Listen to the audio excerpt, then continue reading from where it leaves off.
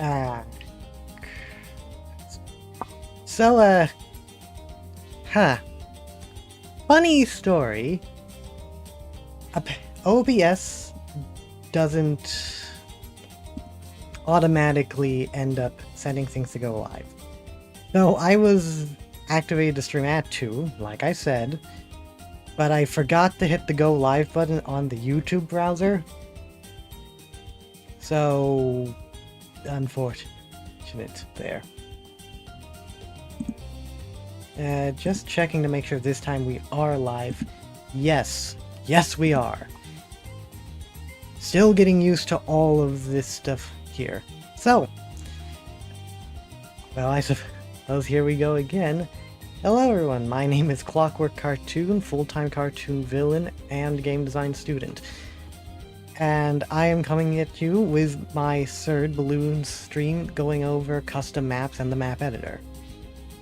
Now, you may be wondering, why is this stream number 3? What happened to stream number 2? Stream number 2, I was coming down with allergies, but decided to stream Pardon me.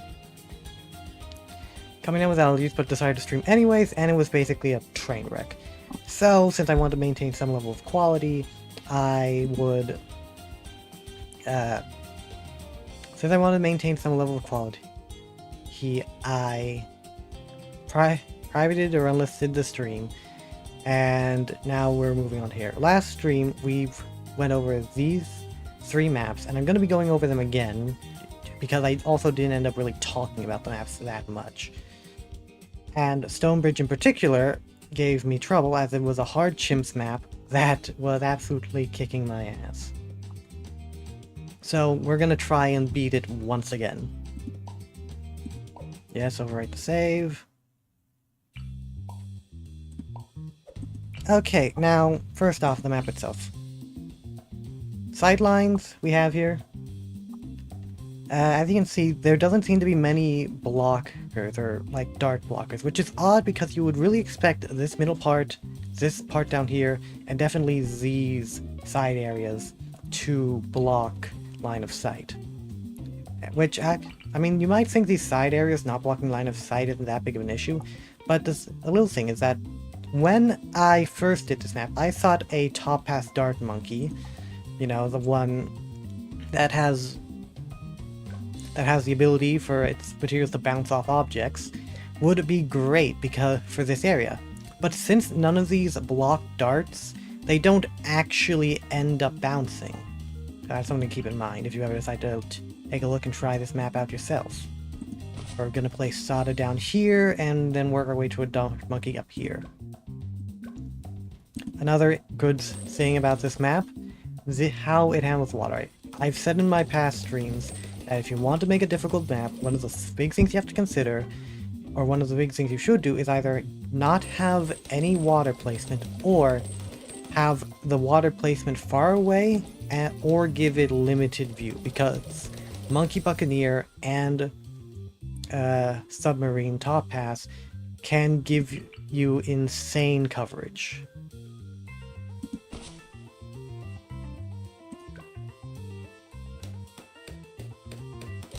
The details of the map itself are nice, like having these little bits of vegetation and plant life help to differentiate it from just your usual barren desert-esque map. Then we also have, saving up for Sniper Monkey.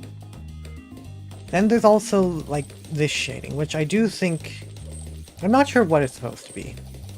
Like, on one hand, it could be representative of the shadows, but the shadows themselves seem to be very haphazardly placed in areas. It definitely seems like the shadows were supposed to go under and be placed sort of like layering down here, but they also kind of clip onto the top where it doesn't make much sense. It could also be that the shadows are meant to like represent the sandstorms, but at the same time, like mainly the shadows around here. It doesn't really... If they are supposed to be the shadows of the rocks, they aren't really placed all too well. But if they're meant to be the representative sandstorm, then it makes a lot more sense. However, either way, I still find it odd that the shadows cover up so much of the track here, because I always say that you want the decorations to be placed around the edge or to accentuate the curve of the trail.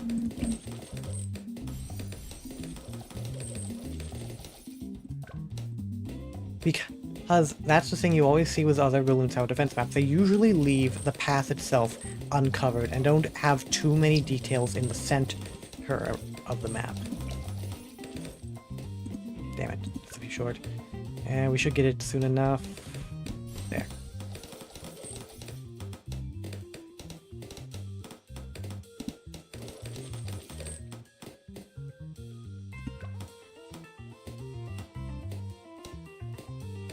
And honestly, this map actually does a very good job of doing just that. Nope!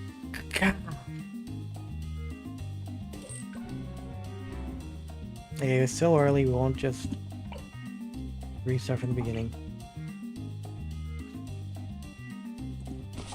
That's the problem when it comes to doing like hard chimps map, as well as commentating.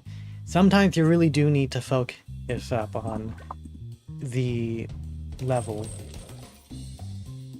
As well, I really shouldn't have had it on fast, so that probably wasn't a smart move either. Just checking to make sure, yeah, it's still golden. So, as I was saying, this map does a really good job of accentuating the curve of the track because the curve follows around the track.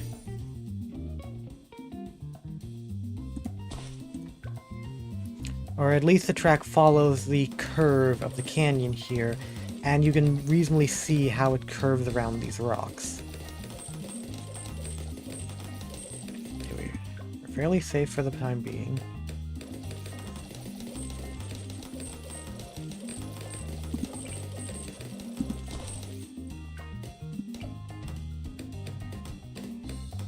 Then we can go for... We can go for Metal Jacket and then Night Vision as soon as available.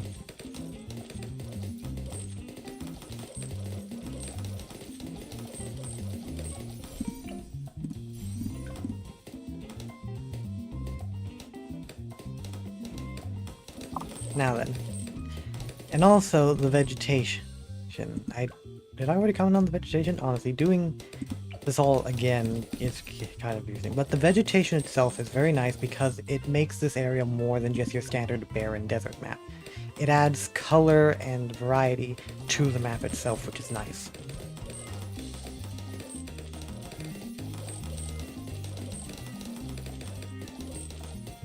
Yeah, what have we got here? Not enough for shrapnel shot just yet, but we should be getting it now.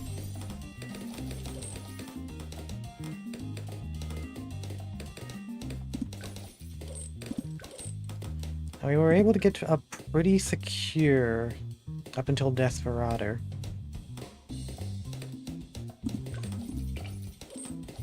Really? Hold on, let's... Ah!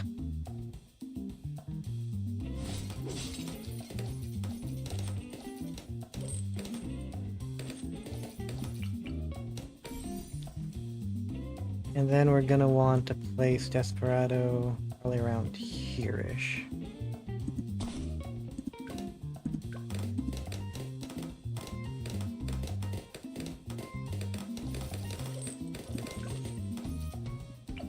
Give it Wanderer and then work, and then we should be able to get Nomad because it's in a very good position for that.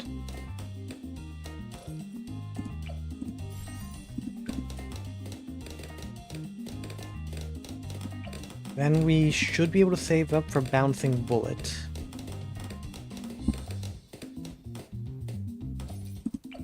Which will give us very good ways to deal with camo and lead. Okay, let's start slowing things down.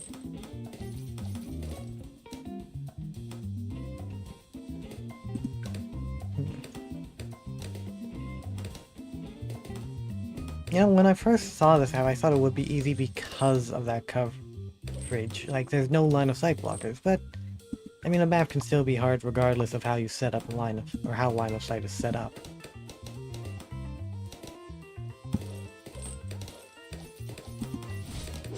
Just to be safe. Yeah, we can get the bouncing bullet from this position. And maybe I did it too soon.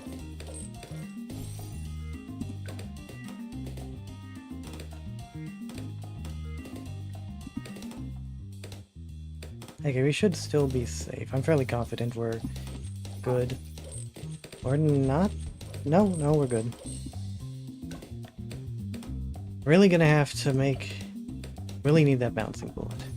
And I have to make sure I only use this when balloons are actually getting to the end of the track. Past this point, probably. At that point is a good hall marker. Camo taken care of.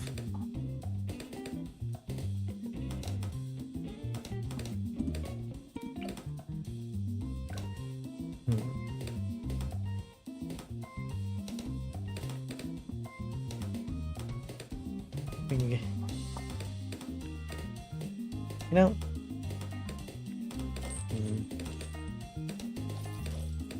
Another thing that you often see when it comes to custom maps is that a lot of custom maps, they add way too much detail. Okay, I think I'm gonna need... They go overboard with the detail a lot of times. Like, they'll cluster everything up, use various layered rocks and leaves and bushes, and they can look very beautiful. Some people have even made full-blown art pieces. But while those maps are visually good, they don't really feel like Bloons to me. I like custom maps that feel like Ninja Kiwi could actually, or would actually, implement them in some way.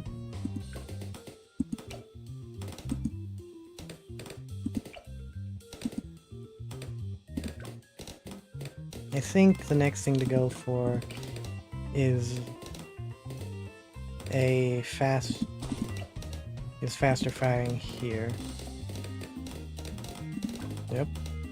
That way we can have some more coverage.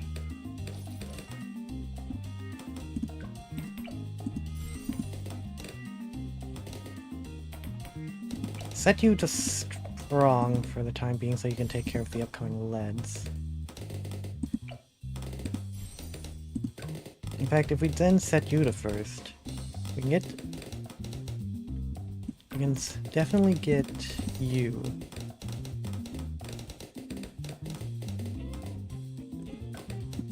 And now we have some pretty good coverage, and we can...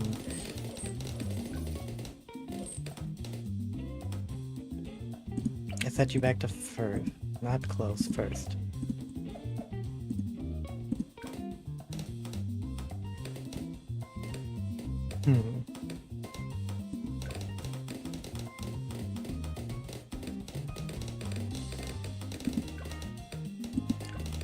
Question is, do we make it to... I think semi-automatic is the better play here.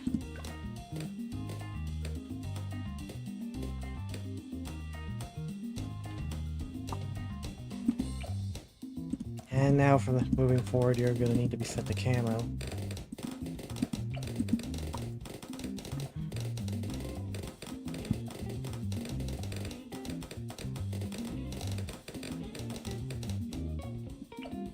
Jet.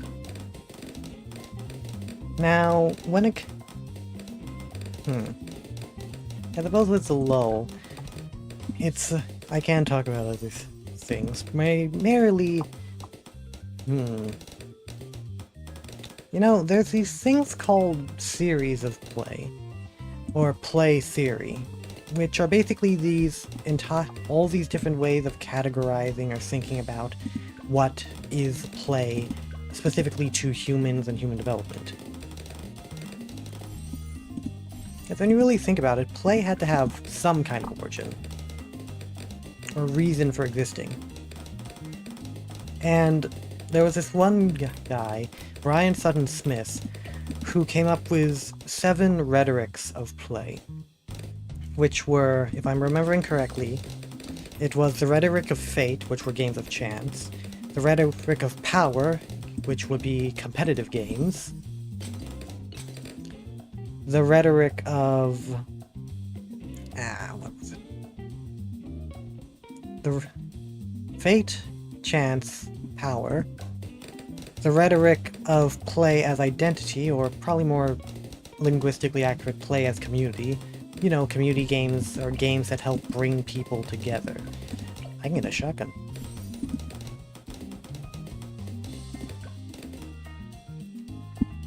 Huh, I guess really the subs were not the way to go, because I've invested in subs much earlier and was struggling a lot more.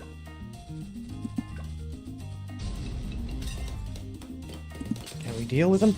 Oh, that is... Ha, that was a lot slower than I thought.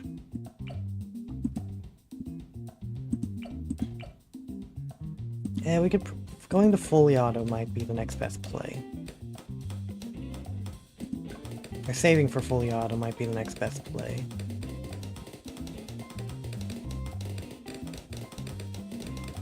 Oh, right.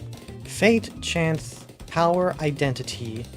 The rhetoric of the self, which is a bit odd, because it refers more to personal hobbies than it does necessarily games in specific.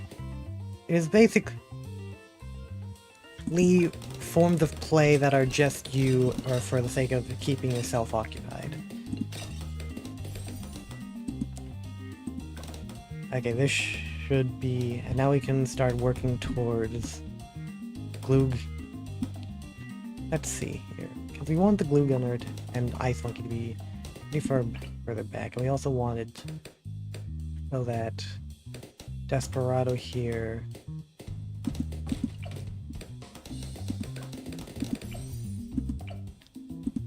can receive the benefit of the Monkey Tower.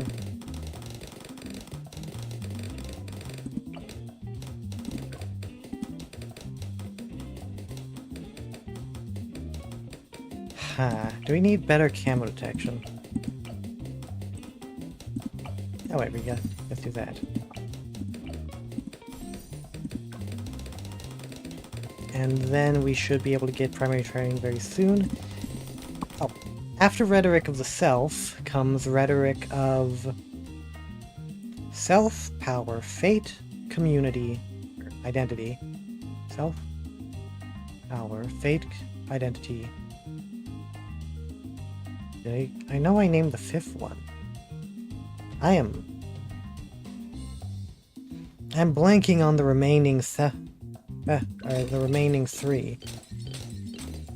Self, Identity, Power, Fate.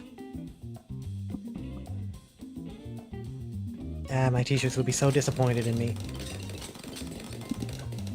Let's see here. Oh, do I say that? Actually, that one might be very good.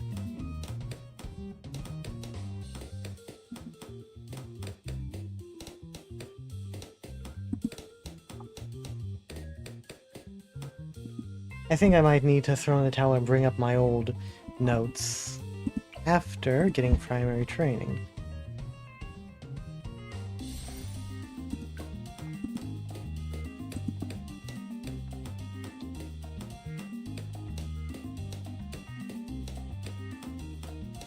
Right. Progress, that was another one. Play as progress. These can be seen as educational games, learning, forms of play that help us develop.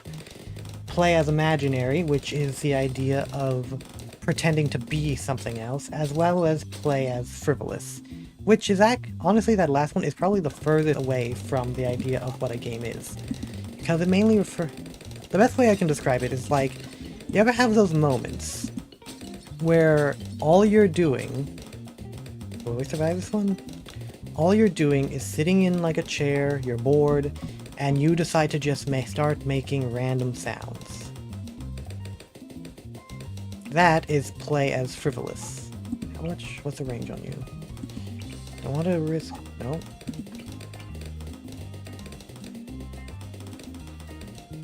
I want you fairly close to where I plan on placing the elk.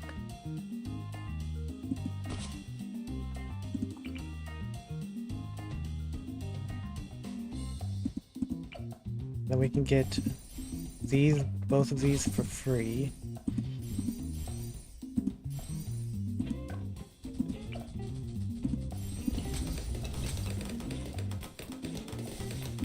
Grab cryo cannon. And these two will help immensely.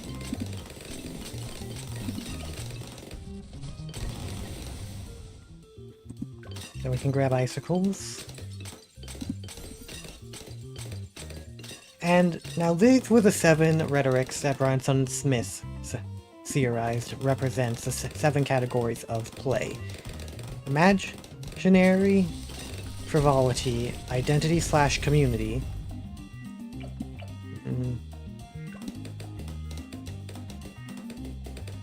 Ah, God, I keep blanking on them. Imaginary, frivolity, identity, power, fate, self, and progress. However, there was another one, or another anthropologist, I believe Roger Calois was his name, who separated all forms of play into 4 categories with some similarities to some of Sun Smith's series, so I forget which one came first. Regardless, Calois believed in 4 categories, which were, they use Latin terminology, so I'm going to butcher it. But the 4 categories were agon, which I believe was competitive play, allele, which was... It was agon with competitive play, Ilinx or Linux? Linux? No, I don't think it was Linux. I think it was Ilinx, which was play with sensation, which referred more to feelings of vertigo or disorientation. You can think of it like when you were sitting in a swivel chair and you spun around in circles in order to keep yourself entertained. That would be an example of Ilinx. There was mimicry, which was very similar to imagination, where both were essentially games or pretend, or forms of play where you pretend to be something. Alchemist.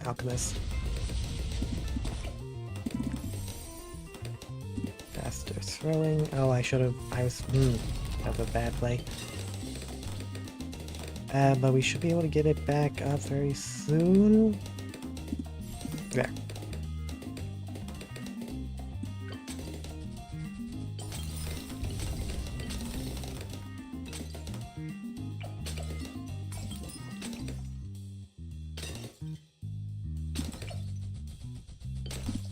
Grab bullseye. Now as you think that between these 3 up here... Ooh, if I give you an alchemist, will you end up... Will that be too much of a buff? I really don't want to risk it. I don't want to risk it. Because I can't sell anything. I think next we should probably save up for... I think Elite Defender comes next.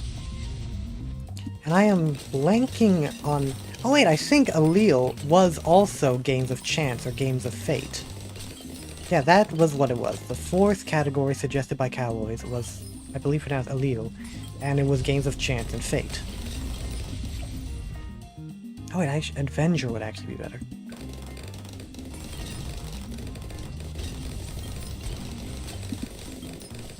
Now, the thing with Calois is that, what would you say Bloons Tower Defense fits in? Of the 4 possible categories Calois suggested, what would fit Bloons Tower Defense? Well, you're not really pretending to be something. I mean, you can technically... I guess you're technically pretending to be a monkey commander fighting a war against balloons. But there isn't like a very big sense of you are a character in the world. Then there's play as competitive. Or, not play as competitive, but the rhetoric, or not the... Calois Agon, which is competitive play, but while Bloons does have a competitive game, Bloons Tower Defense itself doesn't really have any elements of competitiveness to it. You're mostly fighting AI and machines. Games of... It can't be allele and the idea of chance, because very little is left up to chance in Bloons Tower Defense. You know all the monkeys and tiers you have access to. You know exactly what paths the balloons will take, and you know what balloons will appear during what rounds. It's all predetermined. And also, it can't be ill links because there is no like physical movement or physical sensations that are triggered by balloons. So balloons doesn't really fit any of Calloy's 4 models, but does it fit anything with the 7 rhetorics from Sun Smith? Going down the list, we can already strike out power off the list.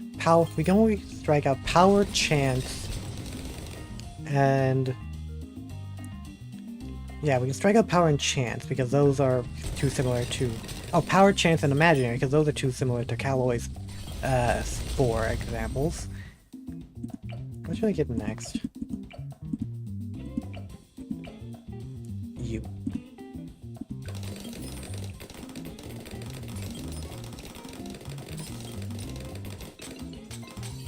But however, we can also... Frivolity certainly does feel like it fits balloons.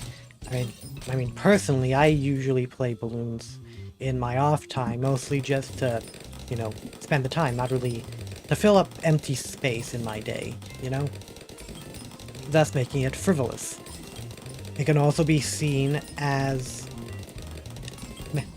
Well, the map editor and the custom maps in particular could be seen as play in community. Pardon me, phlegm.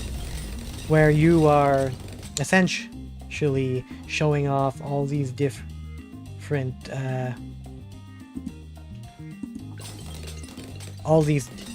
maps that you create and sharing them around with a community of people.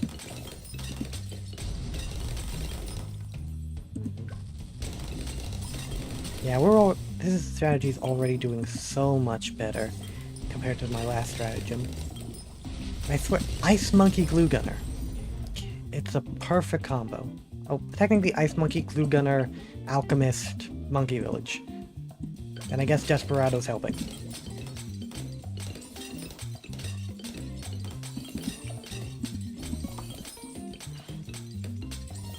It could also be seen as play of progress because you are kind of learning management, preparation, proper placement, and pattern, not really pattern recognition. But really, is Bloons trying to teach these things, or are these merely skills that you capitalize on? I mean, I guess you need to develop the skills first if you want to be good at Bloons. Knowing where to place towers, knowing when to place towers, proper timing and placement, really. Also, like, definitely future-proofing, trying to plan ahead and preparing for the rounds to come. Oh no, I should save up for Icicle Impale. Damn. God.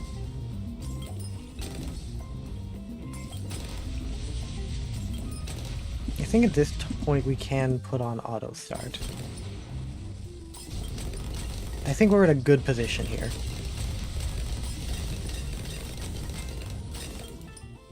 Now, between Sunsmith and Calloy's, what series of play do I think are the most accurate?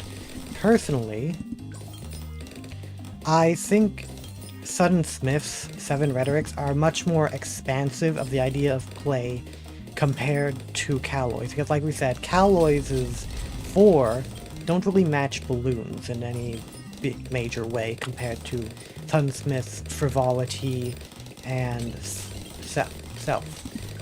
Yep.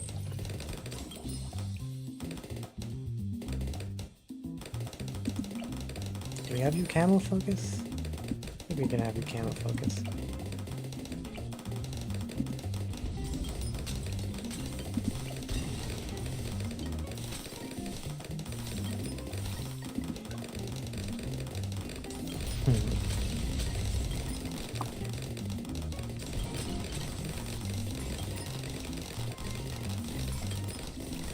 However, there is one thing that Calloy's has over... that I say Calloy's has over Sunsmith, which is, I think Calloy's 4 would make for a... Actually, you know what, even Calloy's 4 probably would make for like a better superhero team of like a 4-man band of placing superheroes. based on the 4 categories. But Sound and Smiths, I guess it depends on whether you think a 4-man band is better than like a 7-group type thing. How are we? We're doing good.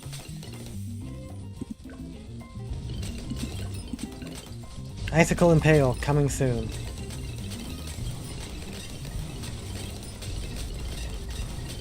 Typically you'd want to play Sada next to your Glue Gunner, but since I have Sada back here and the Glue Gunner would be better placed forward, this is kind of like a... Oh?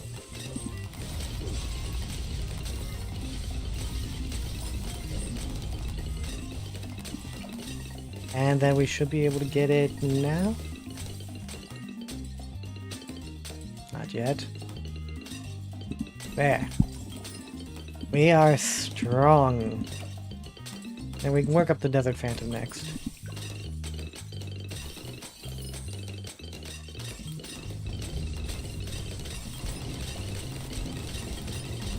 Like, look at that slowdown. Look at all of the stall we have up here.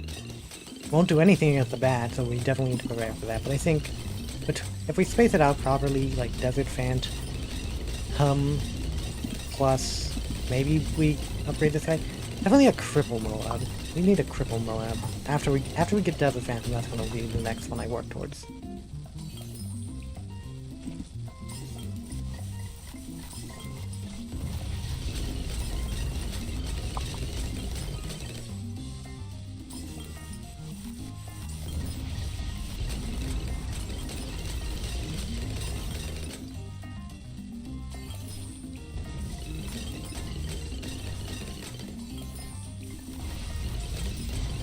Yeah, but DDTs. No wait, the Phantom has explosive shot, so that he can probably handle DDTs if we can get it to Desert Phantom in time.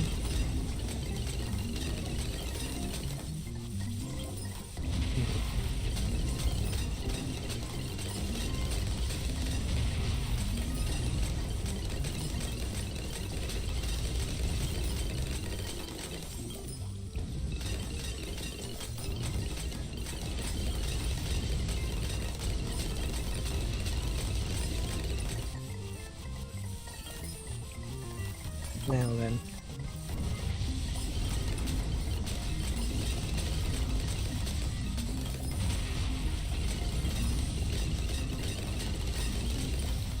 Alright, so I've been just kind of waiting and focusing on trying to get the Phantom here. Oh wait, DDTs come next. Will we have enough to just panic a cripple?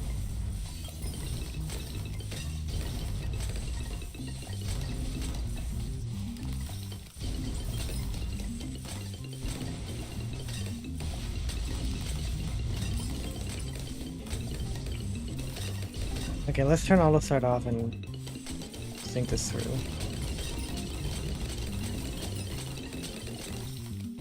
Don't have enough of Desert Phantom, and DDTs could kill us here. Because we do not have much ways of dealing with them. So let's go with...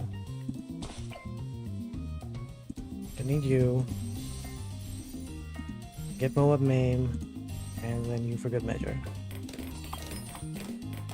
And then make sure you're set to strong. There we go. With these 3 snipers, we should be good.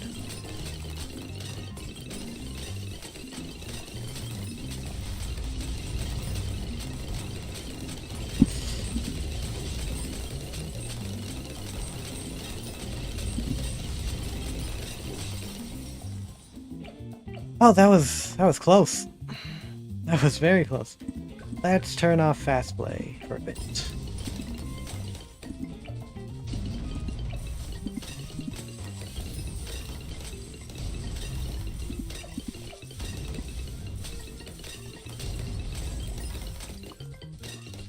Yeah, I definitely think Desert Phantom is the next thing to go for. Now then, what about out?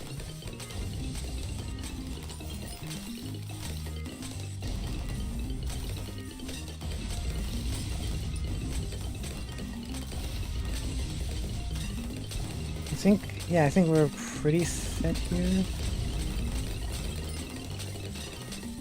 Is there anything else that would be good?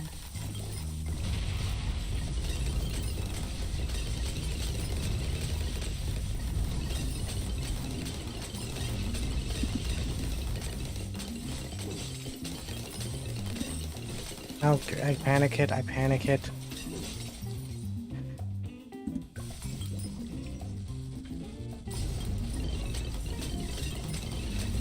Oh, I made a mistake. Oh, bouncing bullet for the save.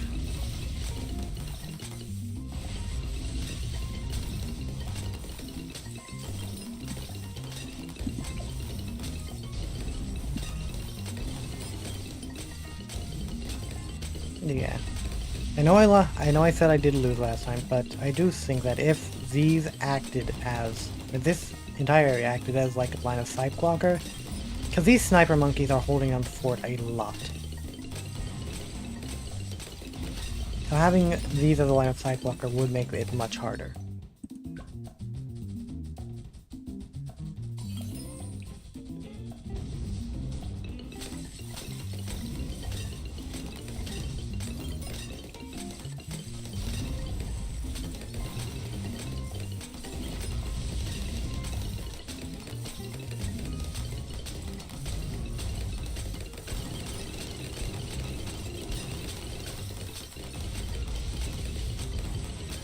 Okay, let's see here.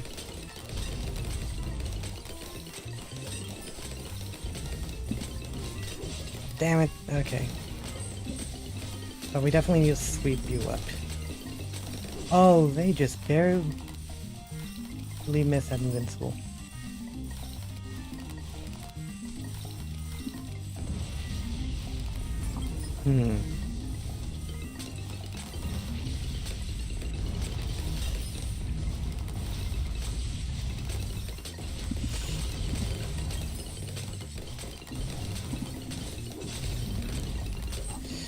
No!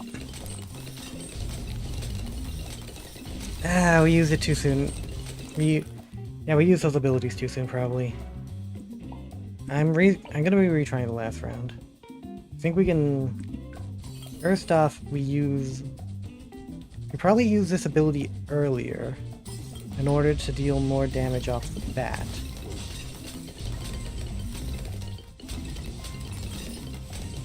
You know, honestly, we can hold down the early rounds fairly easily.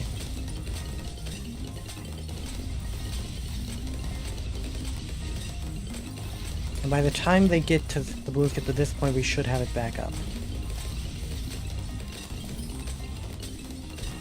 We don't want to use it too early because, as we saw... Okay. We're still holding it. We're still holding it. Still holding it. Good. Now you want to use it again to take care of these ones up much earlier.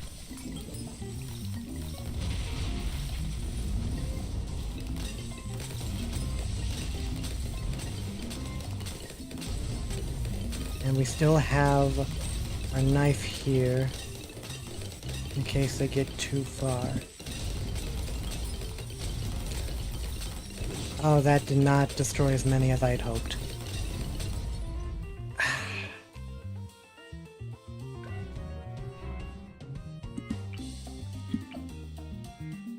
You know what I think?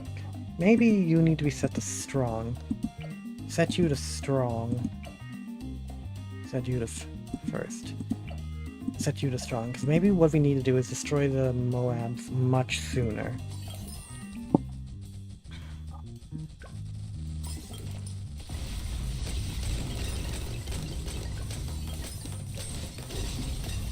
Oh, I completely... No, no. We need you on first. We need you on... Well, we need these two on first to stop them. But maybe we can have you on strong.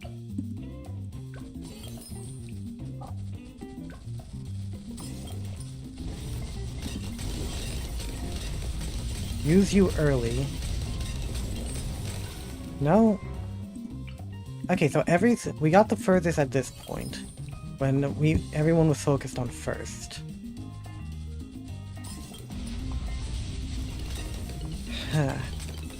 This round also was a killer last time.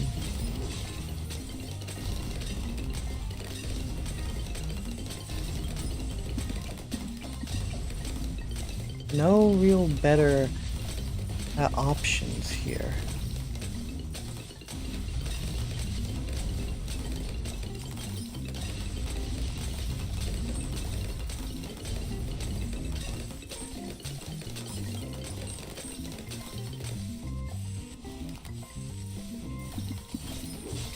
Use you again so we can start destroying you, especially soon.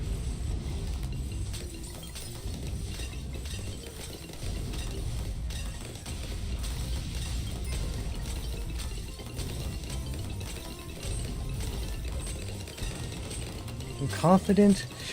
No, they cannot hold that down. If ceramics are the ones giving us problems, maybe.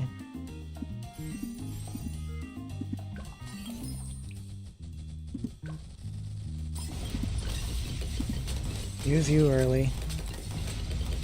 To start getting in early damage as they creep in.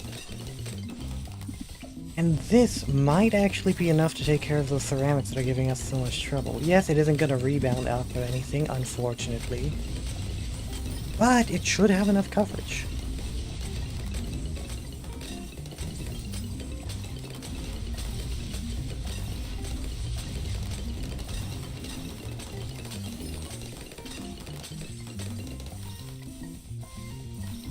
Use you again to destroy you guys early.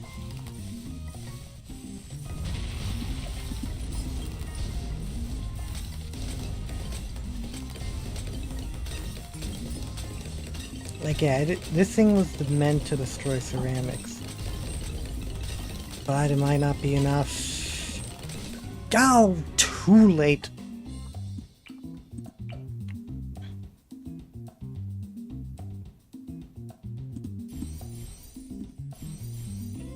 Maybe the better play is the longer eyesight.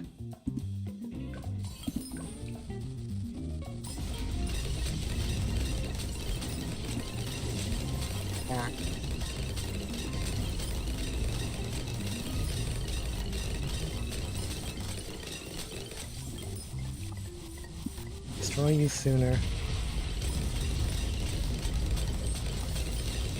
And then use you. There we go.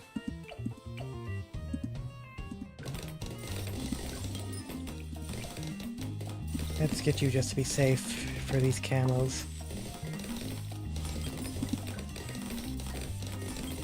I wanted to get Desert Phantom, but maybe Cripple Maw would actually be the better option.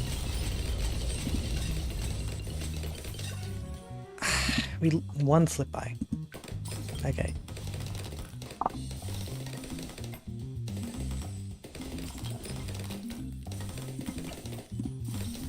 Get you to be safe.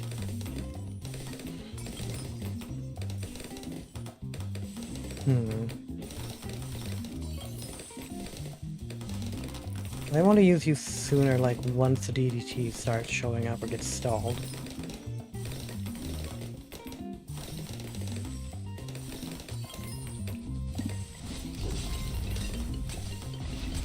And we can use this as like the panic option.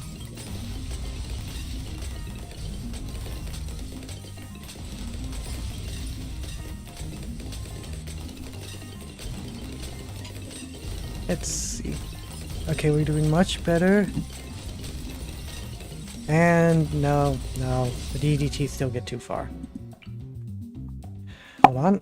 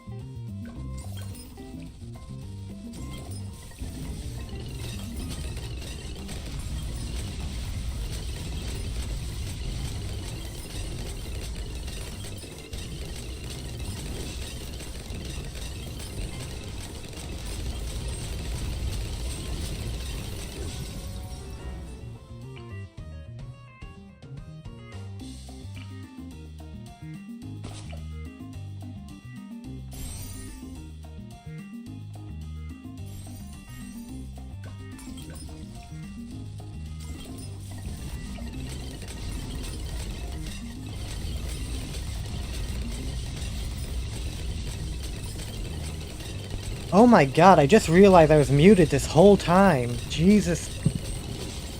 When did I even...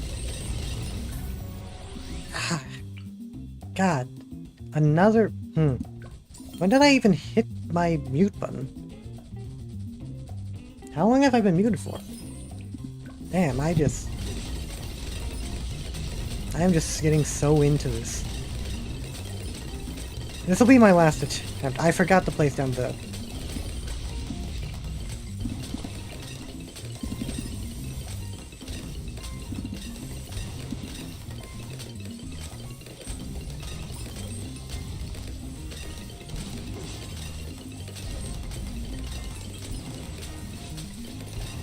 Then... just start...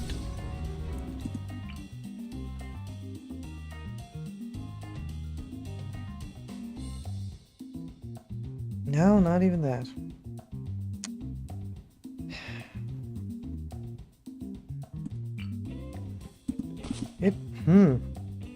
Okay, yeah, I think I have to call it here. There is...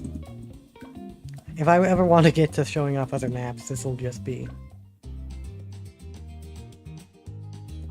God damn, I can't believe I was muted that whole time. I still don't remember when I even ended up hitting the... Because the mute button on my microphone is touch-based. Meaning, even so much as a slight... Not even a slight brush, like... Just slightly hovering over the button can be enough to mute it sometimes.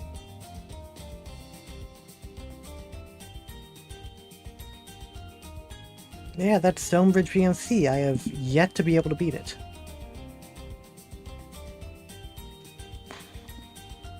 What hour mark are we at? Only 1 hour. Nearly an hour and a half. I don't want to hit the 3-hour mark.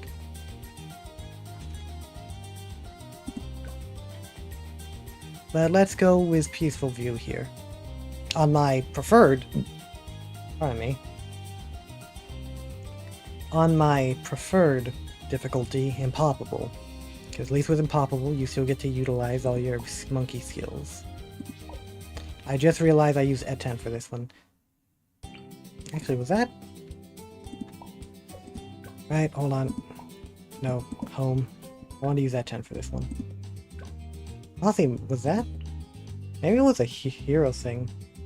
Like, maybe if I chose a different hero, I could have won.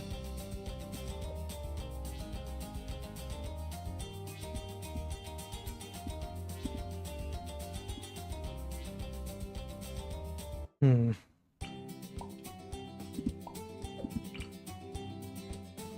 then, oh well, right. Et10 around here for maximum coverage. And a glue gunner. Because it's free.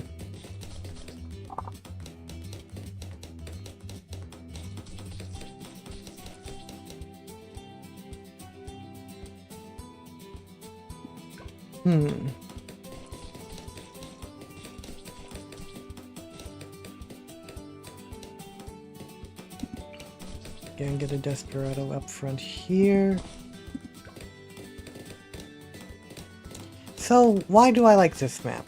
Well, this is a much simpler and of course much easier map compared to the previous one. Still think it's not as easy as Spa. I think Spa is probably like the easiest map in all Bloons Tower Defense 6. But with all its loops and interconnecting points, like Et10, see here?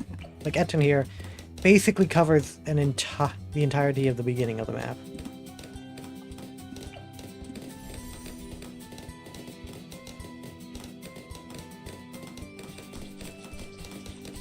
Unfortunately not getting much Nomad or much Wanderer value here, but we're trying to work towards Enforcer.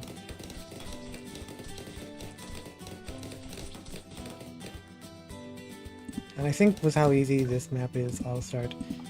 One thing this map does do is that it doesn't allow subs to be as oppressive. Like, for instance, you have at least these two trees here, which block some line of sight from subs, and a Buccaneer would have, like, this is a pretty strong position for a Buccaneer, but it doesn't cover everything. even down here, maybe if you were to range boost a Buccaneer, it would be pretty good because it would cover like this portion of the loop. But still, it's nice that the power of the sea monkeys is limited here.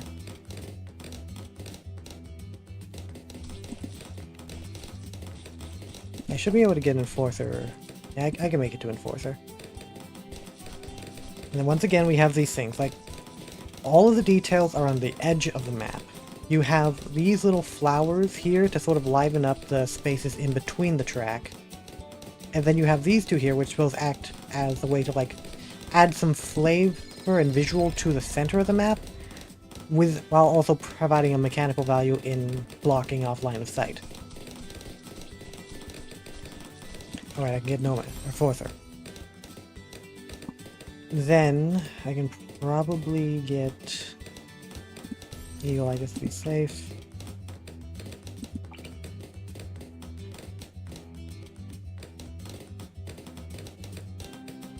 You being here will be good. Actually, no, I probably want you so you're shooting down target.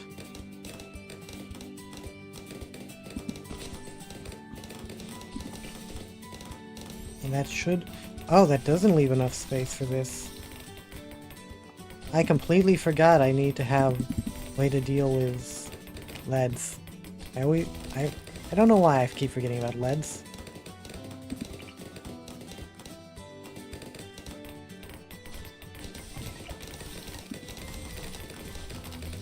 Regardless, this should help.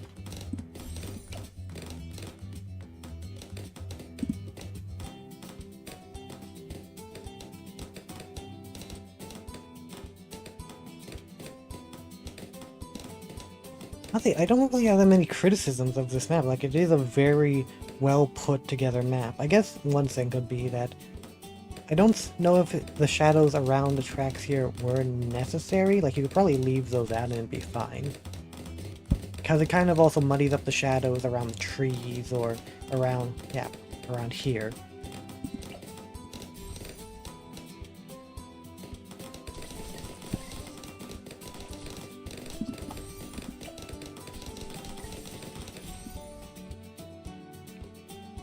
Yep, right.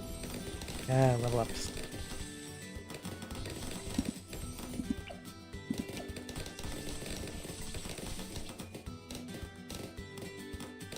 And can we make it to Moba Glue? Maybe. Look at that glue coverage.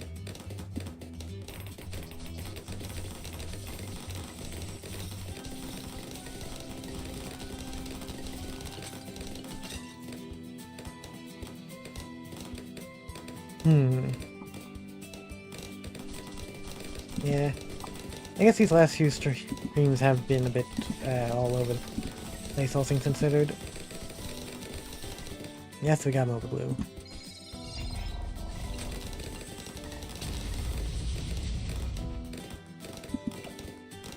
Got Bullseye.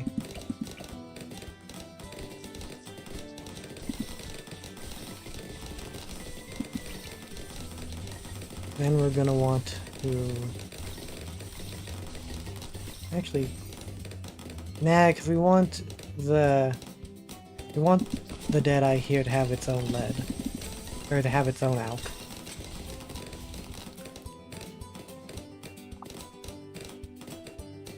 But outbuffing these two will go a long way right now.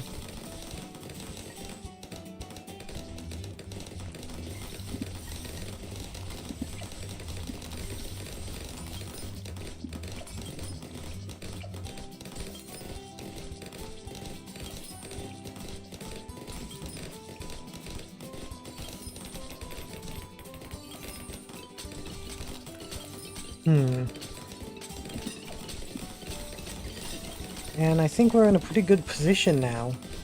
Like, we can deal with lead, we can deal with camo, we got very good map coverage.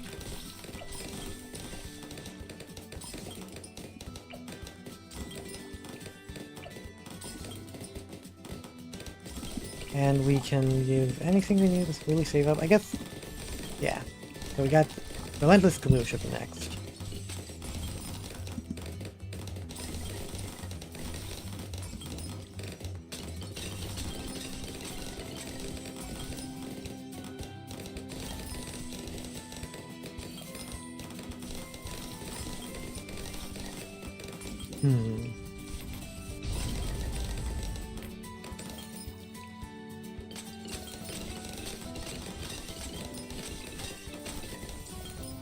Oh, sorry, I was kind of getting lost in thought for a bit. Like, I don't want to leave you guys with stretches of silence too much, except for that one time I ended up accidentally hitting and muting my mic. Yeah, that's gonna be an embarrassing part of the stream. But hey, we're learning. I'm learning, at least. And we could probably get Avenger next? Yeah.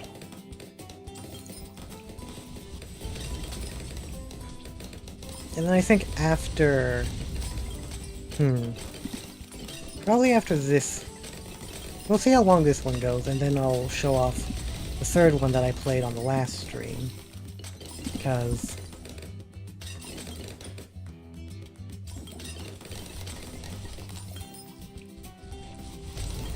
I want to get through all three. And then we'll go into the custom and level editor and finally finish that one level and this other level that I have an idea for.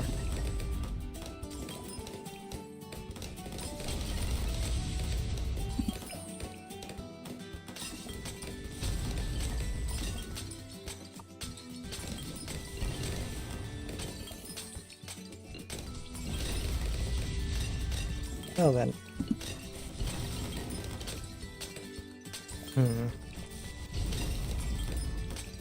Unfortunately, I don't really have many stories to share as a streamer, and nor am I particularly good at games. I mean, I could definitely create I mainly use the same strategy for most Bloons maps. And as much as I like talking about the different levels and my thoughts and how the levels are designed, usually a map, you can describe a map and identify its various different components fairly early on, which leaves the rest of the rounds moving forward with this unfortunately empty space. And I guess I could try once again to talk about Dead by Daylight for anyone who may be interested in that. I know, Dead by Daylight is just one of those games that looks fun to play and it's fun to watch, but oh my god, is it awful to play. I only played it briefly, mind you. But between the complaints I hear of the game and my own brief experience trying it out myself, yeah, I was not really having fun. Yeah, actually, what should we prepare for next? Really, Icicle Impale. Oh no, wait. Another Alk. In order to hit...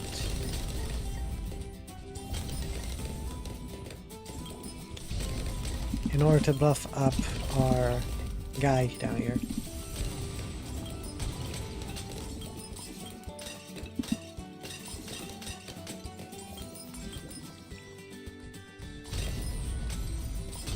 But one thing I did talk about before is that Dead by Daylight, I know, is one big thing, is that it has multiple states where a survivor can't do anything. There's the down state, or is it the downed or dying state? One of those two, where basically the survivor is kind of just on the ground, can only really crawl from place to place. And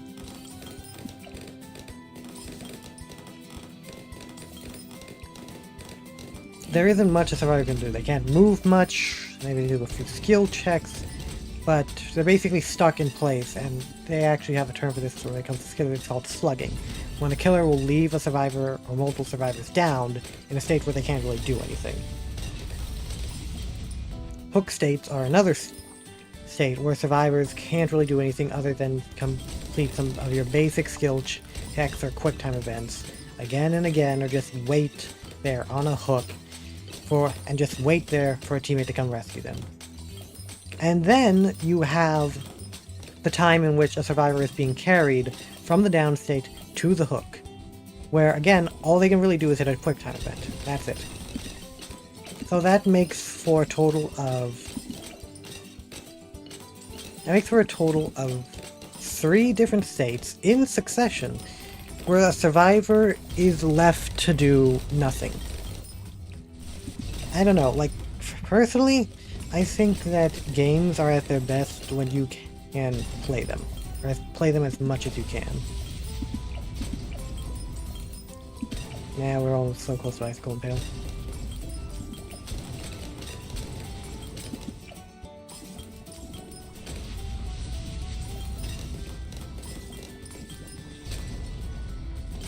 Like, another game, and this is gonna be a wild topic change, but Yu-Gi-Oh!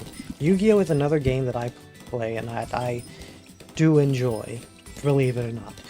But a problem with a lot of Yu-Gi-Oh! And certain of the worst metas in Yu-Gi-Oh! I'd say, are the ones that are heavily negate-based. Like, two that stick out in my memory was when Drytron Herald was dominant, as well as Kashtira. These were basically two decks that could prevent your opponent from playing the game. Drytron Herald basically got a very easy multi-negate card on the board. Or a very powerful multi-negate card on the board. Where Kashtira could actually lock your zones. It was a very short period of time, it was still a point in time. But Kashtira, as a deck, could lock all of your available zones to play cards, and you physically could not do anything.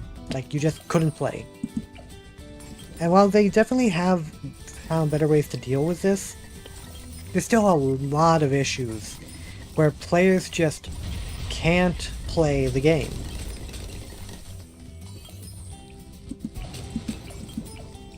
What should I get next? They can't play the game because because the game encourages that strategy. It's a very negate-heavy game. So a lot of different negate-based cards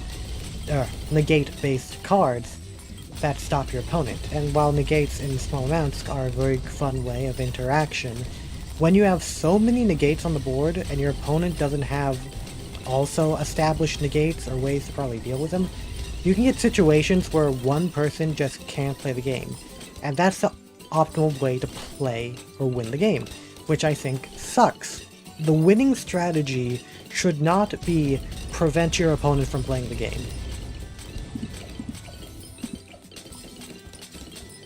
I just think that's stupid.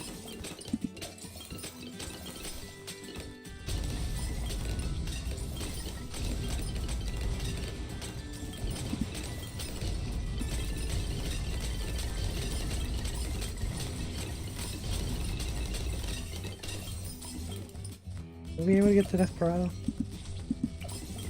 So, looping back to Dead by Daylight, because I don't know, Yu-Gi-Oh! Was a side tangent thing. But looping back to Dead by Daylight, I think a big issue of the game is that there are these 3 states where survivors have limited to no action. And I guess to some extent, people will sometimes talk about how killers can't do anything in the game.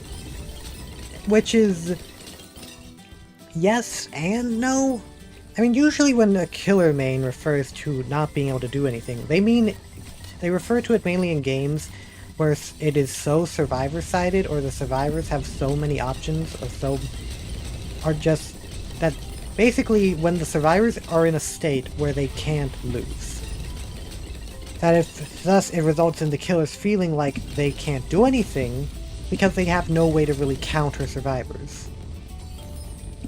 Yeah, you know, maybe Etten would have been the right play on that other map. Like, this would have been so good to have. But the thing is, like, how would I deal with the early game?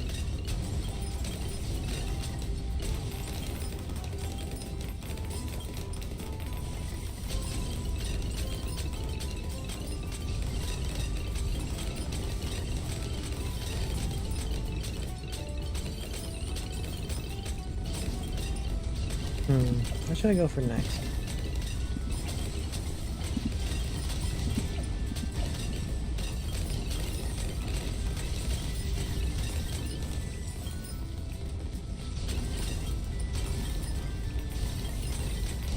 So it's two very different ways of just like saying survive, or like saying the killer can't play the game versus the survivor can't play the game.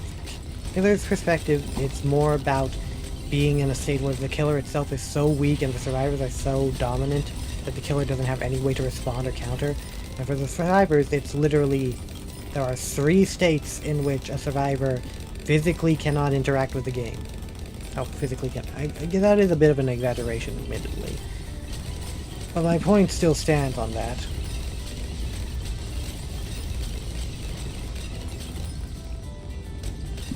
Maybe faster throwing.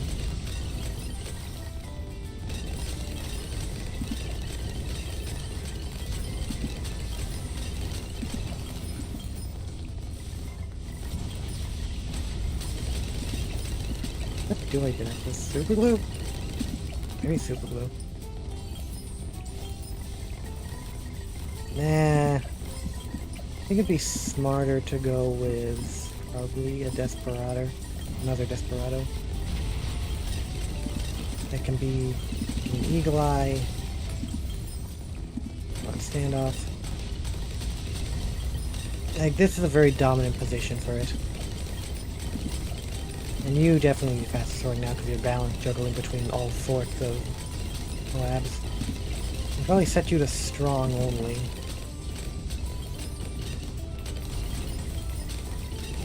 Oh, we got through. Huh. Ah, damn. And I probably want to save this for when.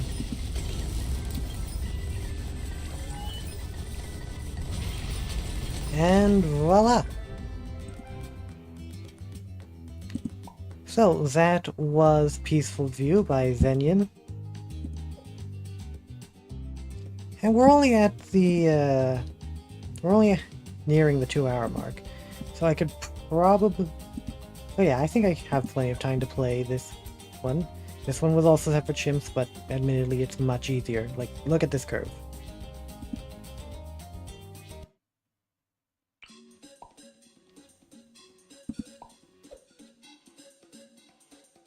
Did I go with Sabit? Nah, I think Aten could probably handle this.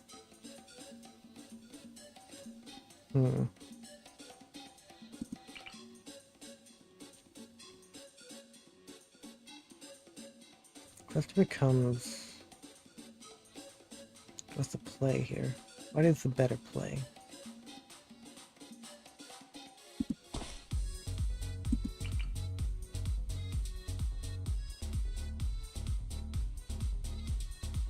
Maybe. Now, honestly, the best play would probably be attack shooter right here. But I want to kind of leave space for my typical... I want to leave space for the Ice Monkey. And again, Ice Monkey with greater range.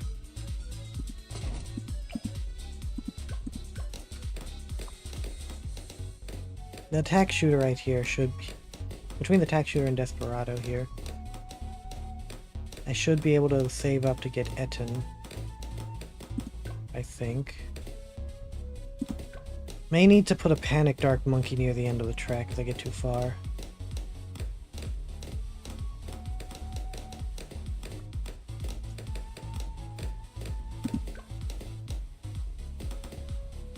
Actually, a Panic Attack Shooter might be a better... Nah, because I want to save up money. Actually, a Sniper Monkey position probably around here. That should cover up most of it, and I was planning on getting a Sniper Monkey anyways. But talk about the map itself. So, this is a map that was definitely easy. There are a lot of points where the track can overlap with towers, and it's just so long. But visually, I think it's very nice, because look at how the rock is positioned around the track. They accentuate the curves. As well as having this barren landscape accompanied by a sort of ravine or sharp cliff, and a few bits of grass that look like they're peeking out from the cracks in the ground, add a nice splash of color. Also, one thing that is actually really good, cool with this is that how the color scheme is consistent. Oh, I almost forgot to put Etten down. Again, we're going to want to place Etten where Etten will get a bunch of coverage, and where Etten can boost other towers. Full metal jacket to deal with leads when they come in.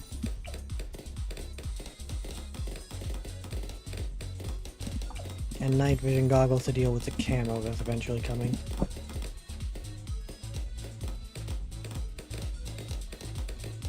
So I think from this point, yeah. Trap. I can focus on upgrading a sniper monkey, going for bouncing bullet. Although an ice monkey... Wait, no way, tack shooters wouldn't be able to destroy frozen balloons, because this is chimps mode, meaning I don't have that power.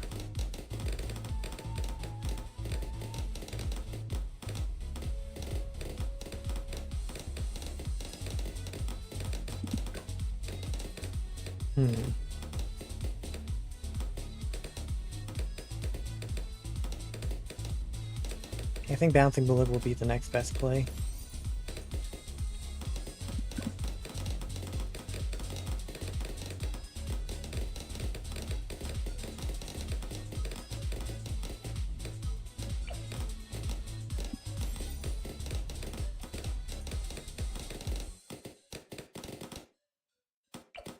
Now we start doing stuff like placing an ice monkey here.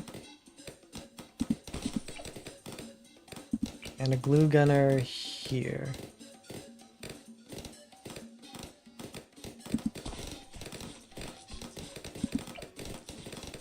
Just preparing for when we get this strategy online. Up.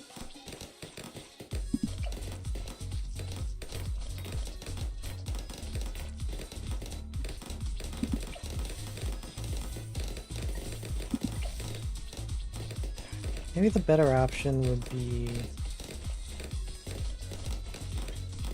get water cryo cannon sooner, then cold snap.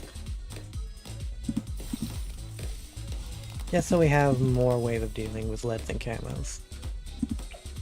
At least for the time being.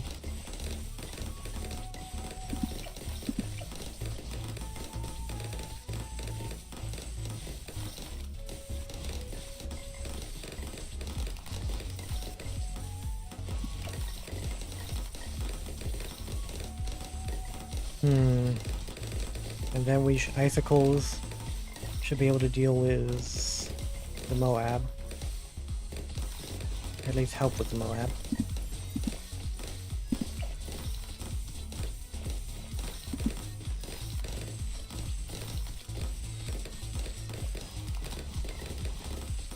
We have this ability, so I think we can deal with the Moab pretty handily.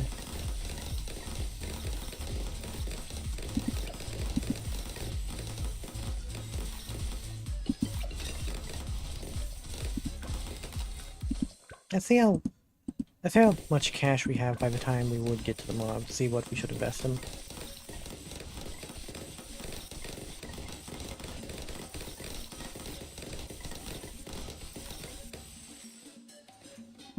Yeah, no, I don't think, yeah, that's not enough to get up to Moab Blue. Really better to just get larger caliber. And place down a village somewhere. I know I was able to place down a village pretty far up here before.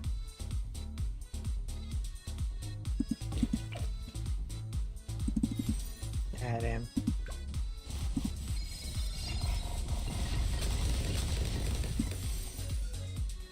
And now we can go start buffing up these primary monkeys.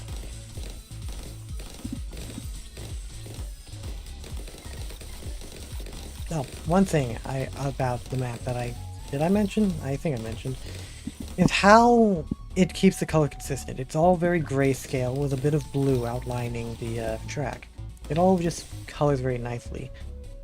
especially with these little pops of green.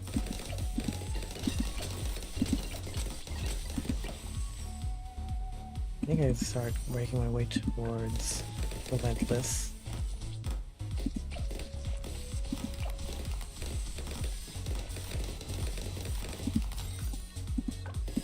Yeah.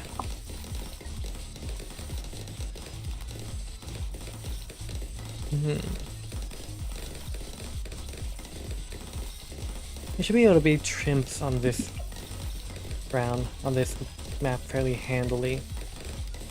Just a lot more air, just a lot more space and time between the beginning and end of the track, and a lot more areas where the balloons will be going through our zones.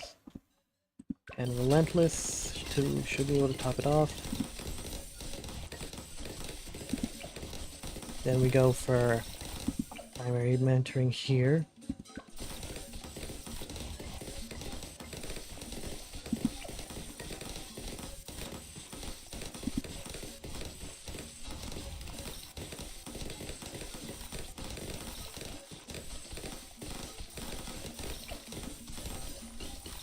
And that should pretty handily take care of our primary strategy. We can start moving into Wanderer, Nomad, and then eventually Enforcer.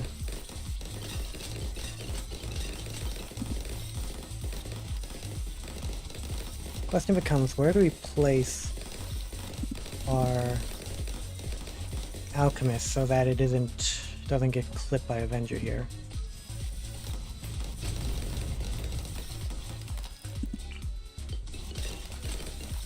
Want it on just barely the edge.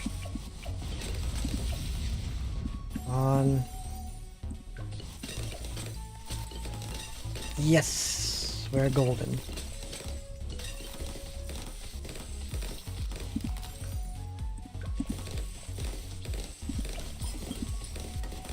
So his bouncing bullet here helping with cleanup, and these two stalling, and then Desperado doing heavy damage. He should be set.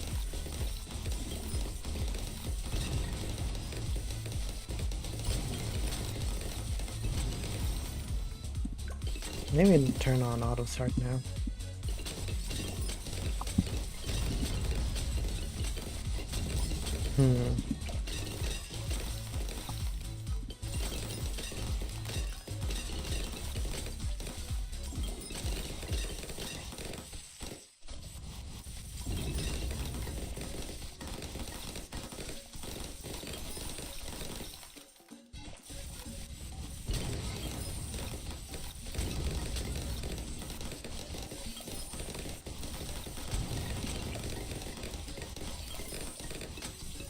There we go, Avenger. Now, when it... Yeah.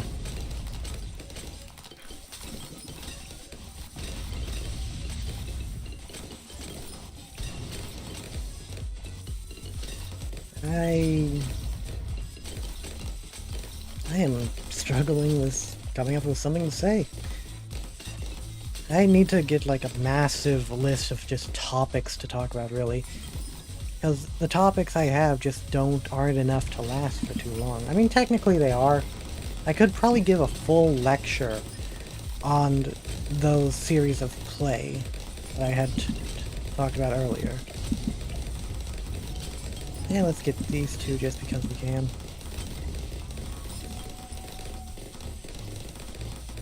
It's gonna be a...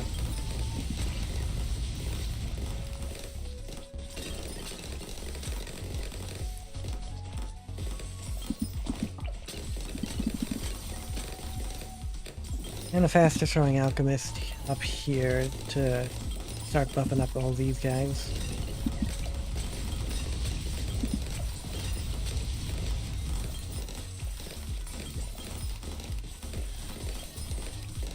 I wonder if for the next few streams I should think of other things to play.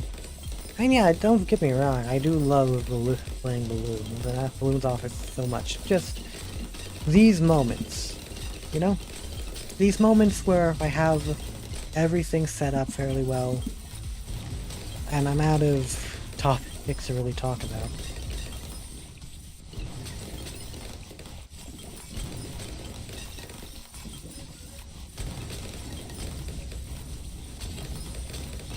can't really ever have moments of silence during a stream, can you? I mean, I know some people do. Usually react channels that just, or reaction streams that just have the video playing on the playing on stream as they silently eat or whatever.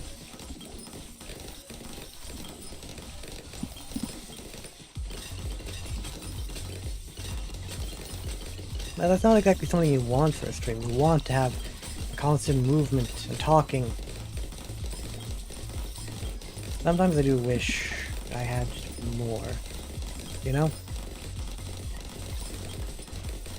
But hey, that's what these early streams are for. Mostly just to get used to talking and being able to maybe not come up with stuff on the fly, but definitely being able to talk more. Damn, what did I actually go for next? Icicle Impale? Always Icicle Impale.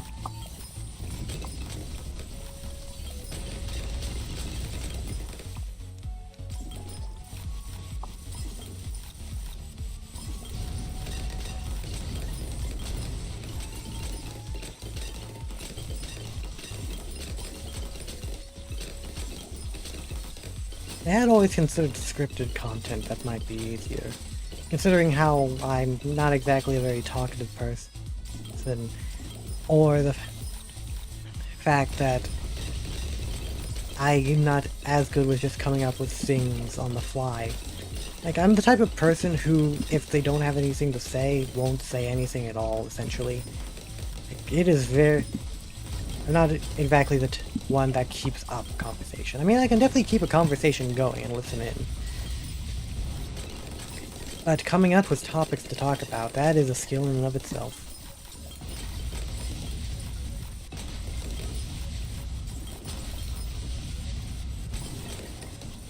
Especially when it comes to, like, what is and isn't okay to talk about these days.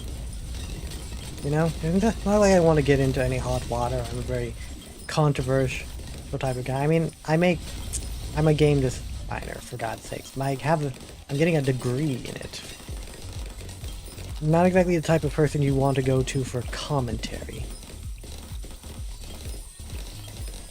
I guess I guess some game designers like to position their games as art. Certainly. And games can be art. I mean, they have all the elements of art. And you can have games that tell a story or say something important. But it really becomes a conversation of games as art versus games as art. I think I actually talked about this in the first stream. Like, what is your game, or what do you intend to do as your game? I think where the issue mainly arises is when companies try to do it. Because a corporation does not care about the art. No matter what they try to convince you otherwise, a corporation cares about the money and their bottom line. And as such, any game made by a corporation or a large company should be seen as a product first, art secondary. Because the corporation, if they try to claim it's art, don't believe them. A corporation uses art as a way to deflect criticism, or as a way to sell their game on some other concept. It's all a sort of marketing ploy. Companies don't make art. Companies make products. Never forget that.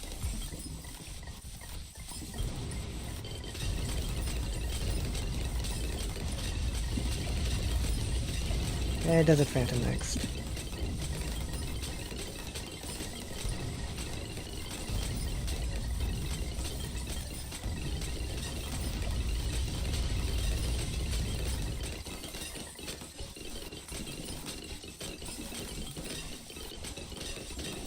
Do I need longer lasting or faster throwing on this guy? I don't think he's really shooting that fast, so maybe longer lasting is the way to go.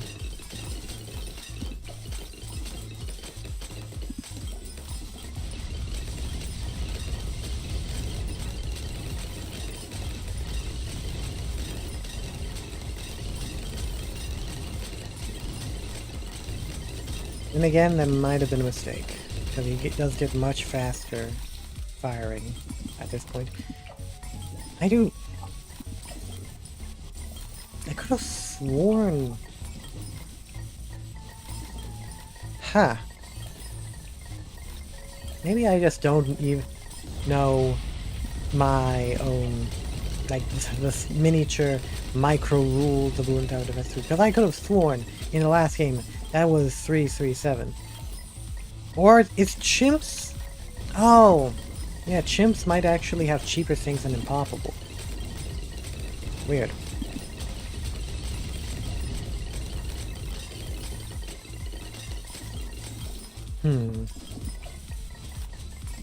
What else can I get? What else should I focus on getting? I guess going for you. We can, because attack shooter with Alk is a strategy.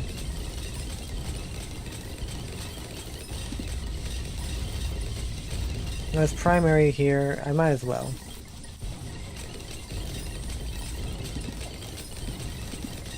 You know, there is one other game that I was always considering playing. In fact, was thinking about whether I play that game today or this game.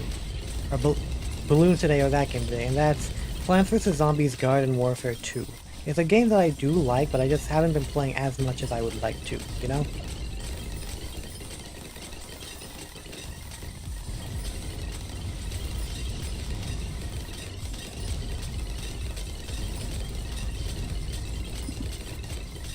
And I swear, every month there's like someone going, oh, there's gonna be a resurgence.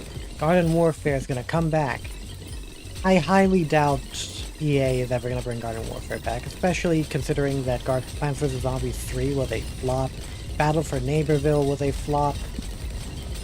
Then again, EA brought back, Battlefront 2 had a resurgence. Why not Garden Warfare?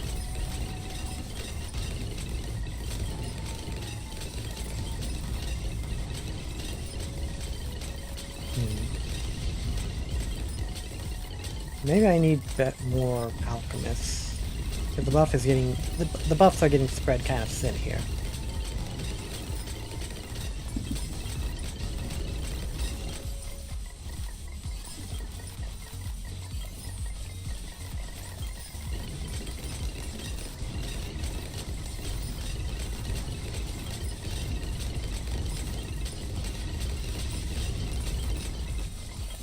Still doing a lot better on this map.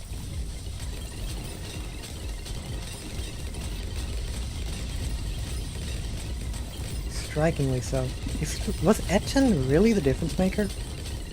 Or is it just the fact that this one curve is just so oppressive that it's completely destroy, that it is a complete difference maker between this map and the what was it called? The bridge map. Techno.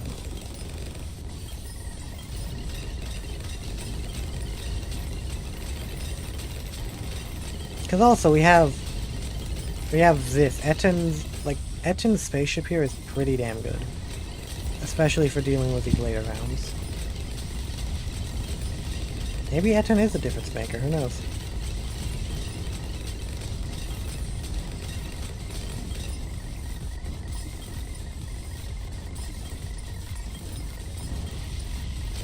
Now this will still be the last map I do, or last community map I show off before going into custom map and playing around with that.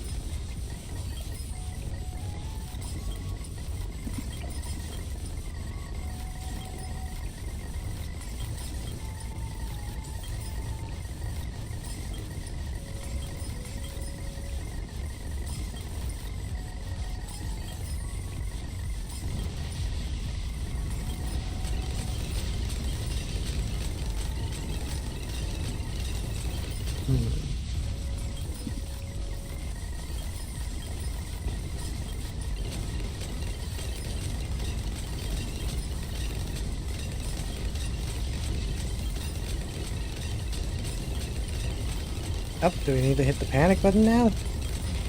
No? No? I think... Oh, okay, maybe... I did not mean to do that. I did not mean to click that. But regardless, we're doing it now. Okay, bad.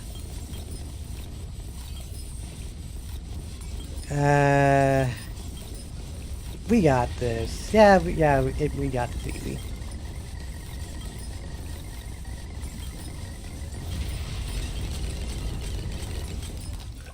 And that's a victory here. Let's go home. And yeah, so that was peace. Well, if you were here, yes, it was an easy map, but if you were here earlier, you also would have noticed that there was this map, Stone Bridge, which I just completely could not win. I was completely stumped by it. But that was Peaceful View by Zenyan, BMC Waves by Adam Moof, and Stone Bridge that I have yet to beat on... I am not fighting you. Look, I've already gone through these 3 maps, so we'll try Stone Bridge again. Maybe later in the stream after we do a bit of creation first, because I still need to finish up this map and make it harder. Particularly, I still think this is too good of a place for water towers. Hard and poppable, because that's my favorite mode. And let's delete these props and just get rid of this water section.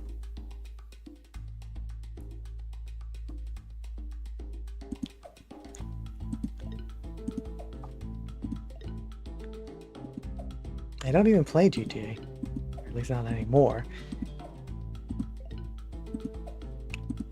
Get rid of all the water props, and then get rid of this terrain. Should be able to go into layers and delete. Of course, that gives us this massive open area that we now need to decide what we're going to do with. And I'd say we already have this area like a forest, so why not continue that?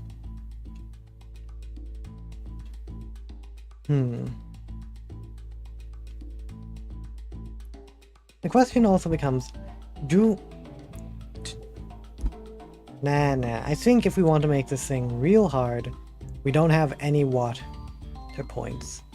Oh, for those of you who might not have seen the last, or the very first stream, this map was based on another map that we had played in the first stream that I like the sort of lane positioning of, but thought it was too easy because it didn't have this something like this to block off, and it had a water section right here, allowing basically a Buccaneer to dominate this entire section. And in my revision, Buccaneers, well, they can't dominate this part of the map, but they still dominate pretty hard on this lane, and since the balloons both all kind of get funneled into this one area, kind of made it too easy in my opinion. So then, what do we do with this area? One, add in more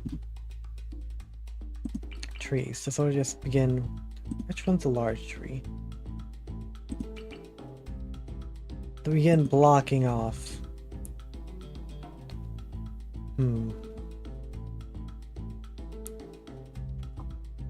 Let's begin to rotate you around. Guess make you a bit smaller. Just a bit. And move you to block off here. Then that allows us to copy, move, rotate the other way, and we get some pretty good coverage. I wish the thing that does annoy me a bit about like these trees in particular is that I do like the leaves and think they really do fit for what I'm going for here. I just wish there was like a bush version of it. Did I click the right one? Yeah. No. Yeah? Close. Close enough. Guess maybe you and then turn around like so to place you up here to block that. And then we can slowly begin filling out more areas, blocking off more lines of sight with these trees.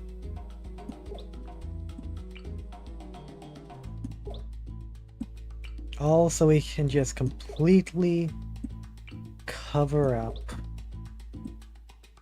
here. Make you bigger, definitely.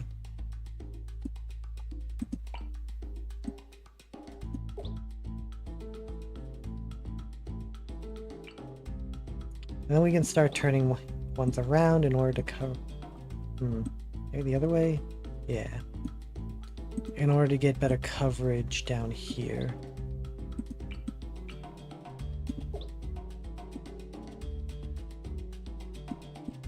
Making you bigger.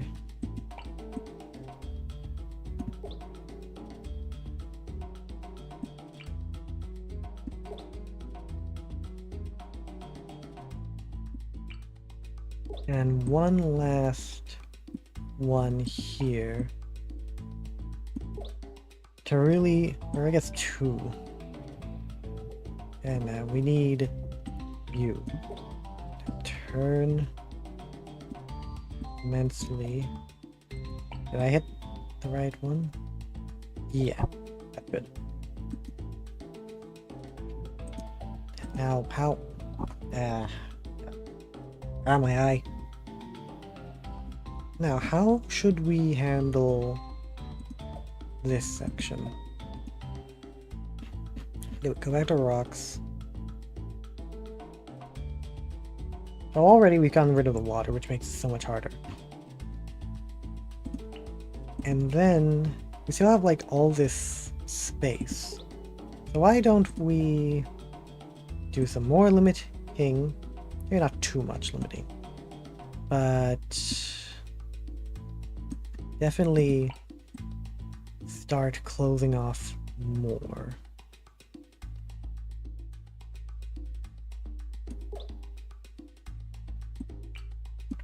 Rotate you.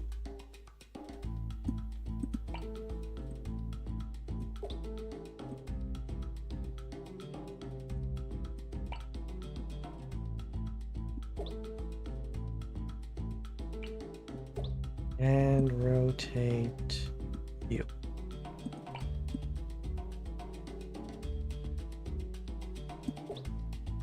I like how these things can fit together as like almost like a puzzle piece.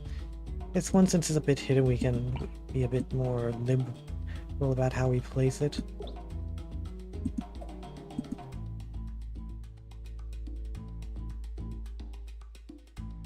And that leaves us with this small space. But to guarantee that we don't have anyone placing monkeys here, we use this. Add layer.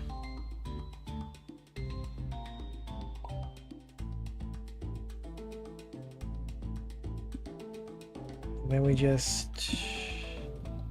I suppose we only need to make sure that they don't place monkeys around here. Because this is where they would... the area where it might actually have line of sight. Not exactly a clean way of doing it, but it should keep most things hidden. That is not what I meant to do, but sure. Done. And then checking our layers to make sure everything is good.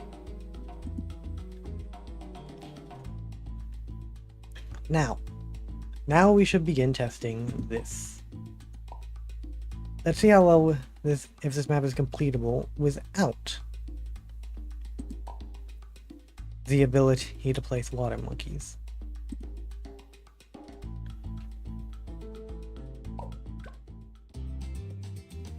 And we go new game. We have Etten. Impoppable, my preferred mode. And we just... let's go gambling. God I can't believe that meme's stuck in my head now. Yeah, I think that's a good angle. Yeah. One of the funny things we found out about, the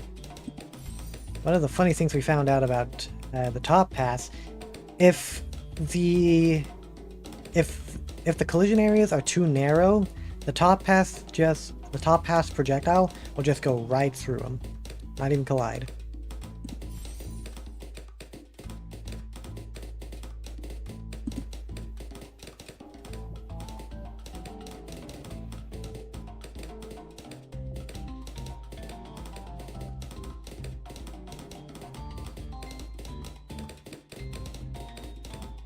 Now, how seriously do I really want to play this? Oh, I guess we got some other things where collision is all funky. I don't know why that's happening. Huh.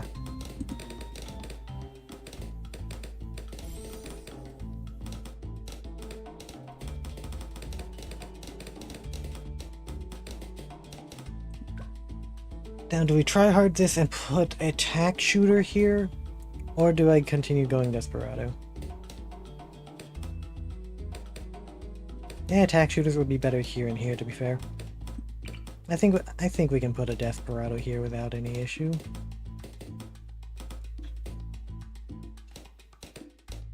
Make sure it get some good coverage. Nomad. And we got pretty far when we had a Desperado here in the first place. And just for a bit of insurance, we'll put tack shooters here and here, just to catch any balloons that might slip by.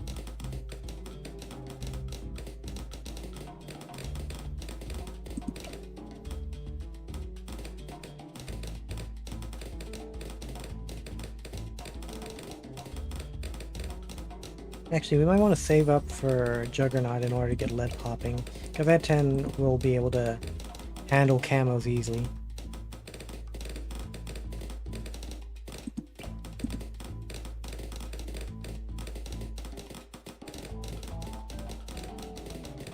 So, going back through the thought process of this map, we have, again, it's a map that would be easy in most cases, because it's a long pass, there's a lot of points where balloons cross over with other towers.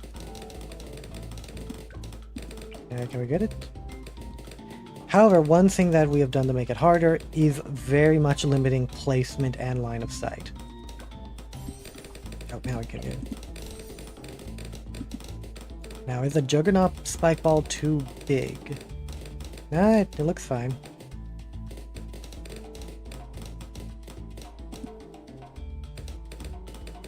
It seems he bounced.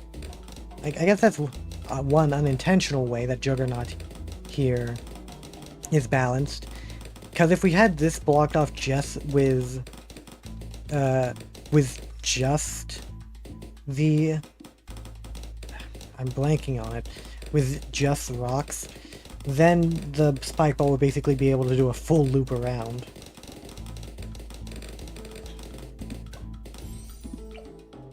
And then Juggernaut can take care of the leads, and Etten will eventually give all it camo detection so it can take care of lead camos as well.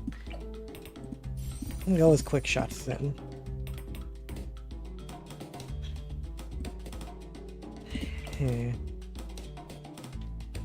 Maybe better to save it for Enforcer overall.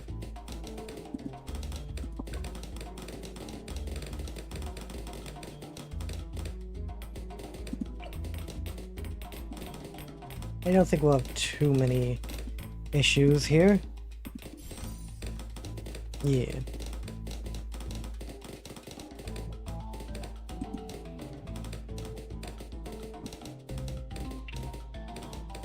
You know, yeah, I know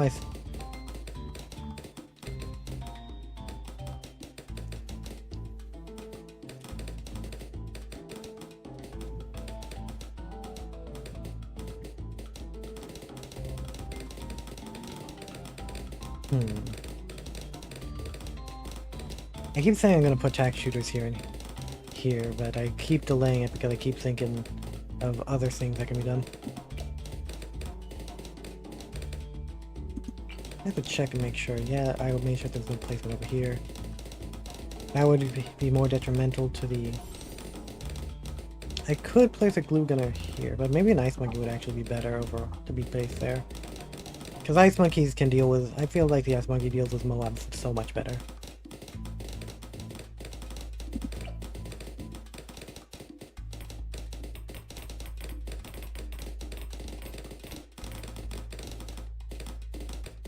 Okay, let's slow it down and place an Alp Monkey up here so we have a bit more ways to deal with lead.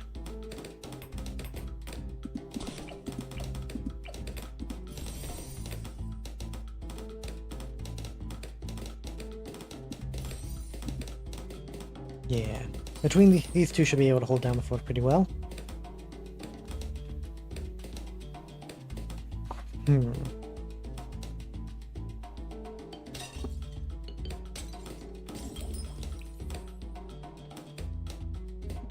One thing I am noticing though, too much detail with these trees. Because yes, the trees do their job in blocking off a lot of the empty space.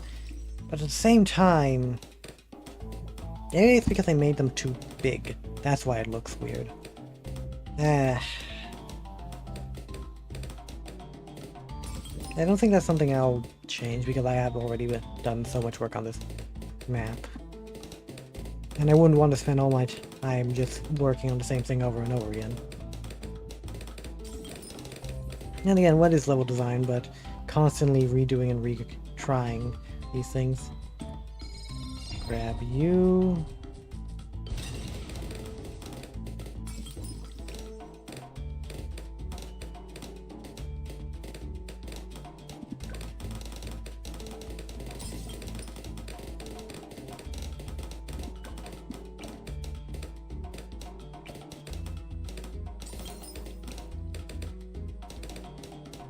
See how far I can actually get. Can I actually just save up in order to actually get Avenger here?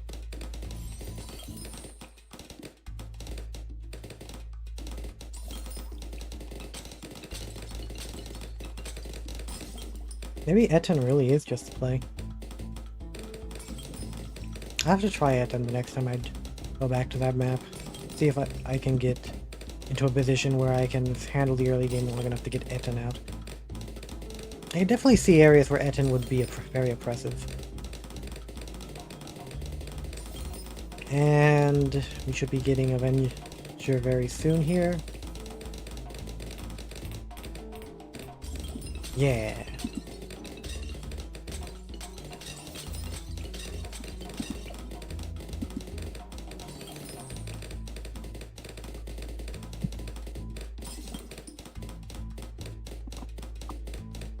Now we'll go... I don't know what else to really grab for these guys. Oh, definitely Eli. Because with Desperado I don't want to put anything up here, and there's not exactly a lot of space down here to place stuff.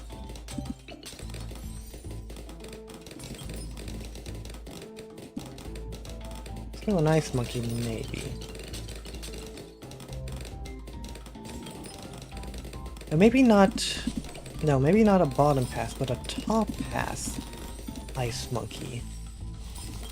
Because both top pass and bottom pass are able to deal with Moabs pretty easily. But what do I add to it? I guess if we're going for damage, middle pass.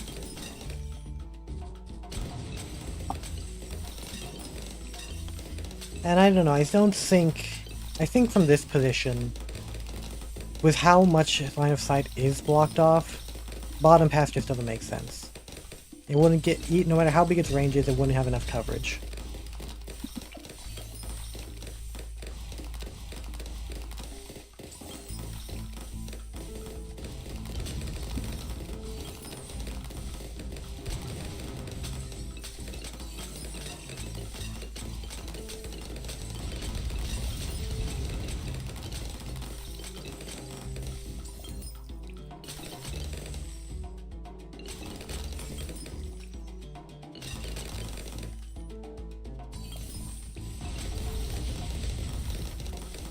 Hmm.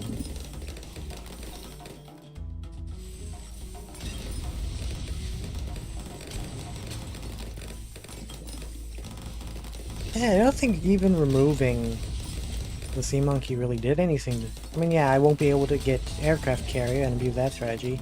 Or maybe it's still just too early in the round. But if... I mean, if this can hold down the fort...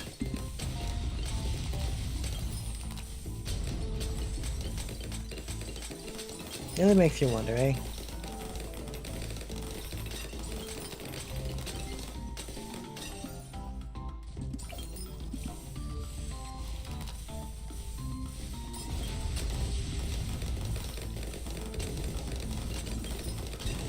And again, maybe this map, like, this Dark Monkey is just so oppressive on this map because of all the tight areas. Like, look at that. Just one shot down here, and it goes crazy.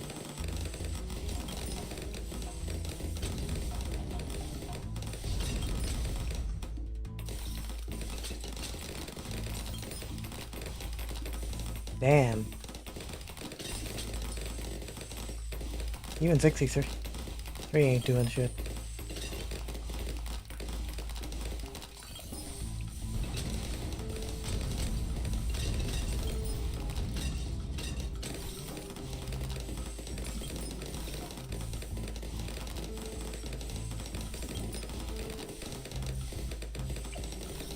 Maybe I should try that. One with Etten. Regardless, we're gonna be getting our Super Brittle very soon here. And from that point on, I think we can then we'll finally place down those tacks.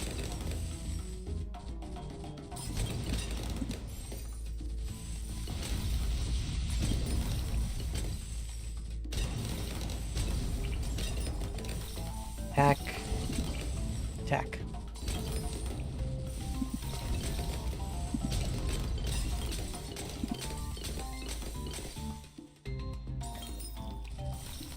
Is there anything...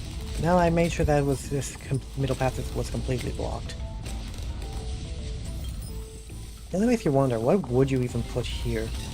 Because with these 2 points being so oppressive, or at least being the first areas where the paths converge.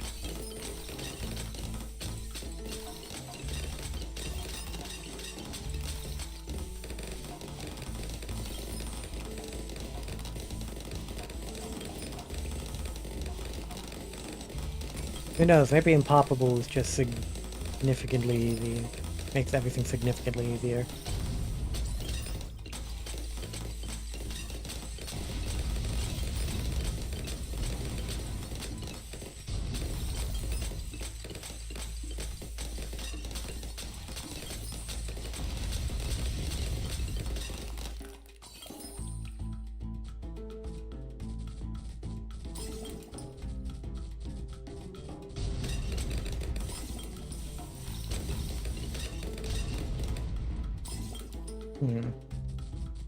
And I think maybe Desert Phantom actually. Saving up for Desert Phantom next would be a good idea.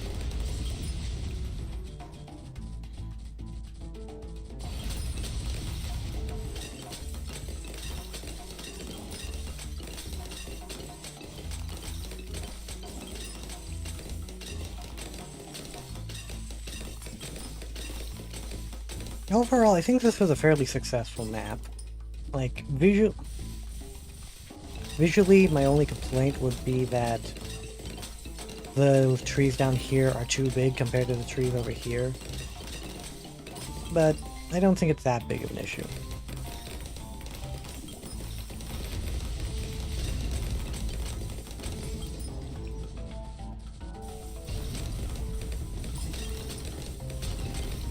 Oh, some balloons actually got through. Nearly, at least.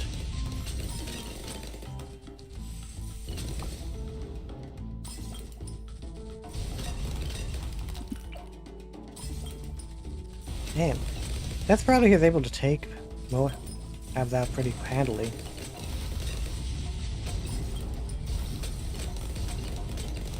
I think the other big weakness of the map, how it splits up the track. Chances are it would have been a lot. One thing that could... Oh, what? It would have been so much harder if I had the tracks just alternate every few rounds.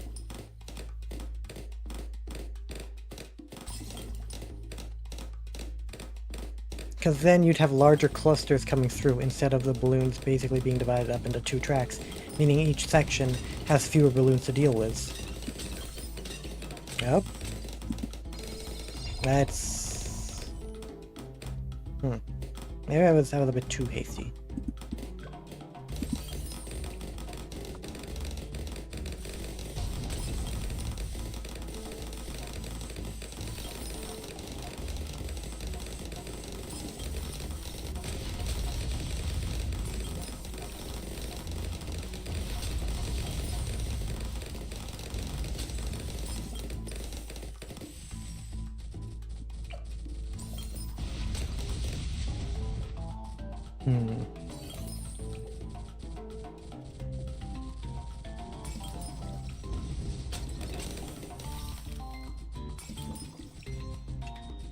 Yeah, also, definitely Impossible is much more costly than Chimps. Odd. Honestly, I would have thought they'd have, like, the same things, but I guess because Chimps has so many other difficulties attached, or difficult aspects attached to it, they kind of had to balance it out by lowering the price compared to Impossible.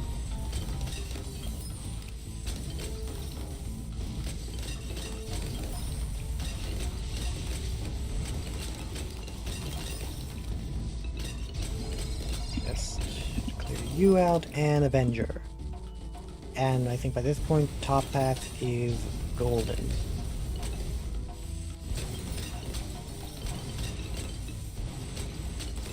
The question becomes, do I try this level, or do I remake this level again to make it even harder?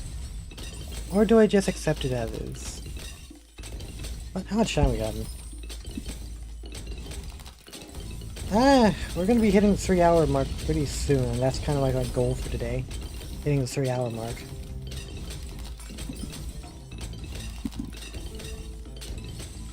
I suppose the thing is, if I go into creating another map, then it's gonna be even longer. So maybe the better option is to just keep working on this map for one last time and get it completed and all hammered out by the end of this stream.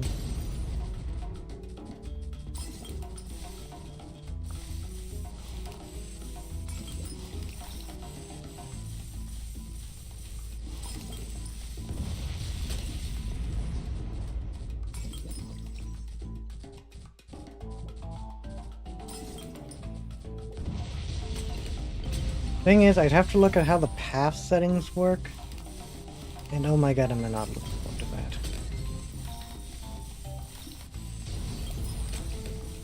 Because it may mean I need to reset... Oh god, if I need to reset all the paths, you know, I think this one's good as is. I'll make a version 2 that's more difficult if maybe another day.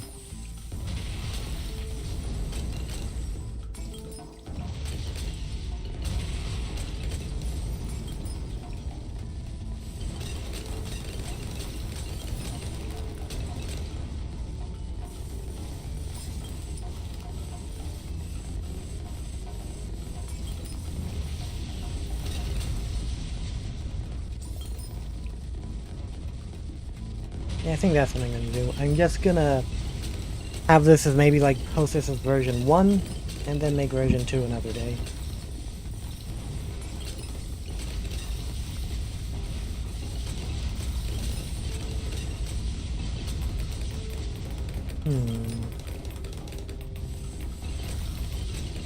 Actually, it begs the question: what do I go for next? Because I'm building up cash here, but I don't know what to do. No space to really put anything back here, so maybe it is best to just...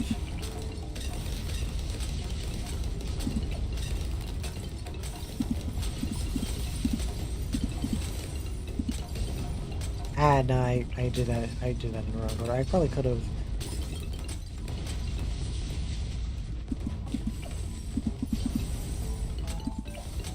Yeah, I probably could have gotten primary training first and then upgrade attack shooter down here. I mean, I don't think that'll cost us the game.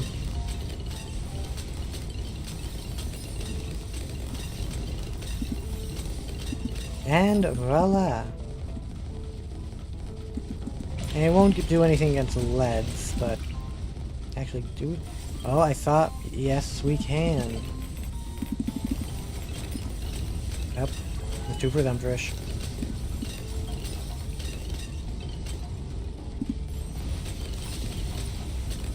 But yeah, this especially should take care of anything that leaks through. What am I... Oh yeah! Alps lob over walls. I kind of forgot about that.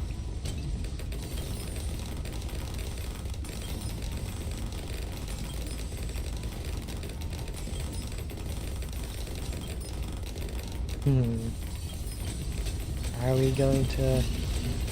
Okay, let's just play it safe here.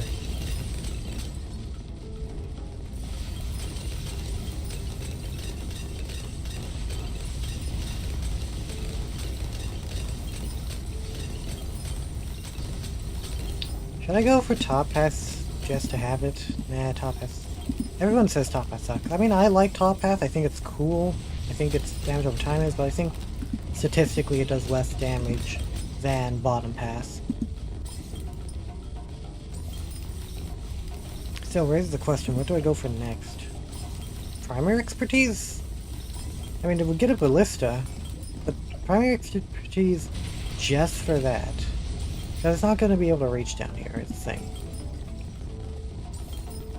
Then again, global saw ballista might help.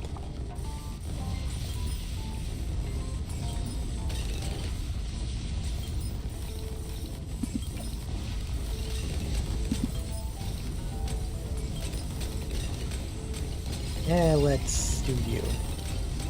Because that's a lot of...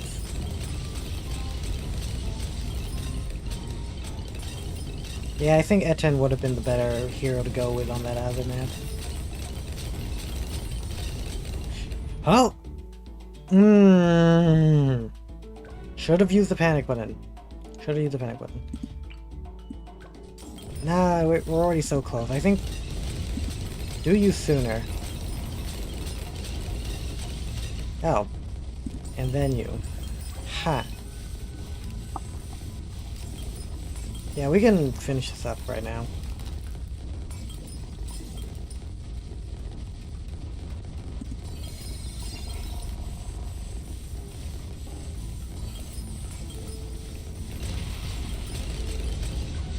Oh.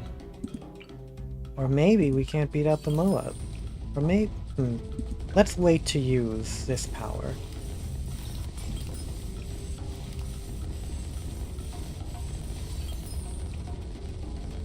Make sure... And bring you back. Because I'm pretty sure that this power can handily take down... Ha!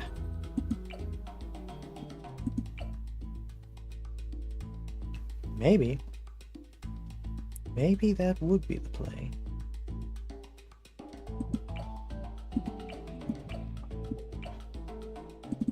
Let's give it a shot.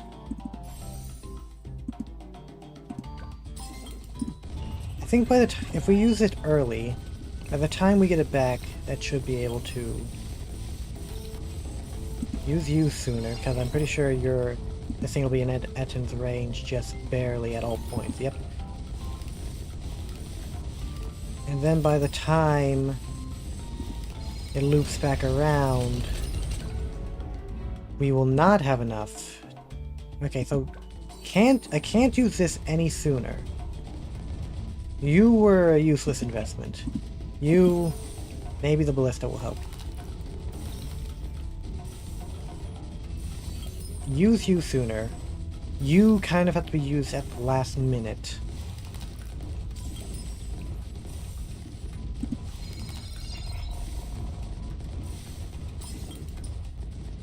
And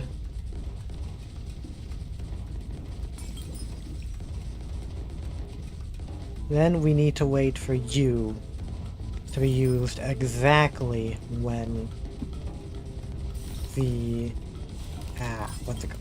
When the DDTs come out.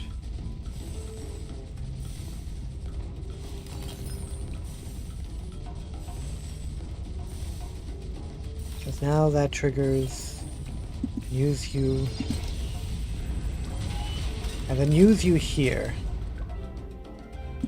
There we go. And I'd say that's a pretty good map. Oh, right, its name. Let's change it to this.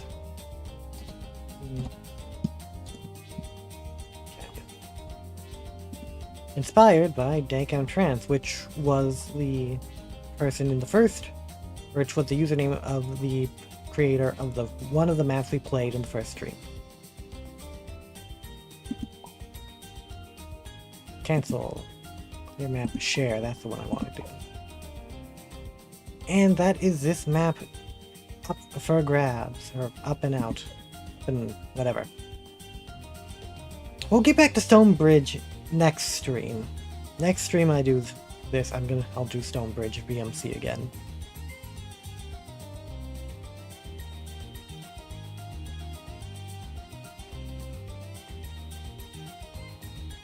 But that leaves us with what hour mark? We haven't reached the 3-hour mark yet. So let us go and to that next map idea. Actually, just check and make sure. My maps. That's out. Yeah, it's being sent out now.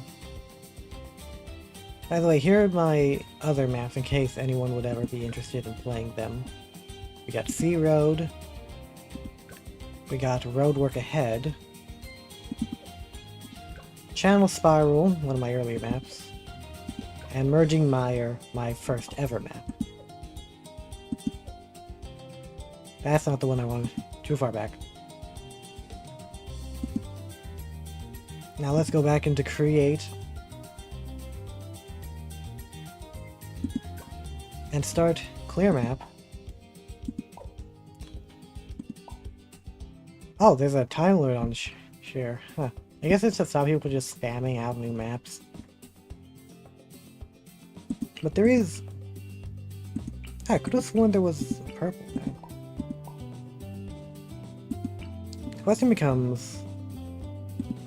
Don't want it to be water. Dark grass?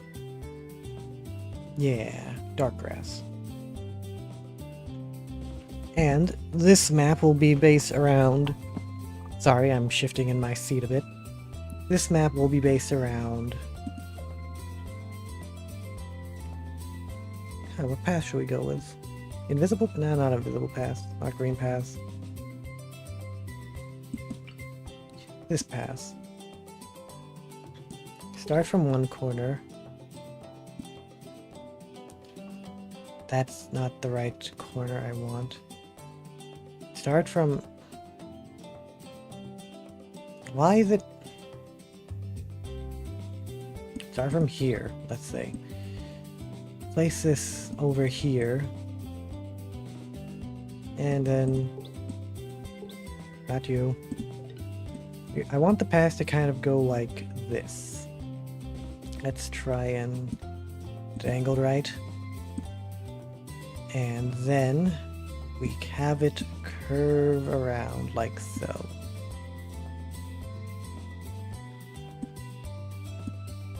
And then let's also shift these around so they curve properly. That's not at all what I wanted. Oh my god, why? There. Curve you a bit. And we have a very difficult curve here. Okay, this will be a very short map, is certainly the thing. It'll be a very short map.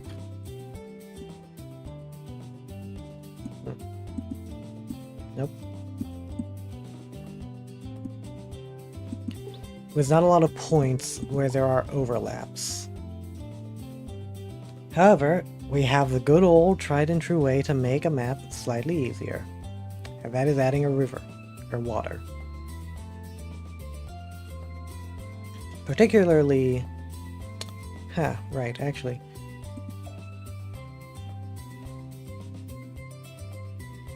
We might need to change like sections of the map later. But first and foremost, we need to add new layer.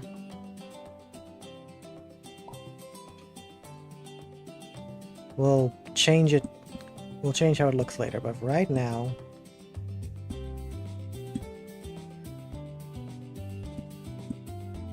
we're just going to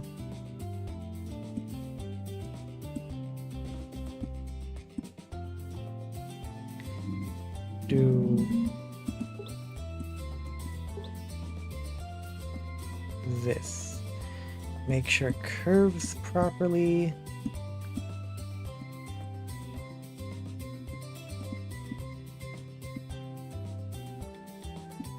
Wait, why is that one? Oh, that's why it's twisted up like that.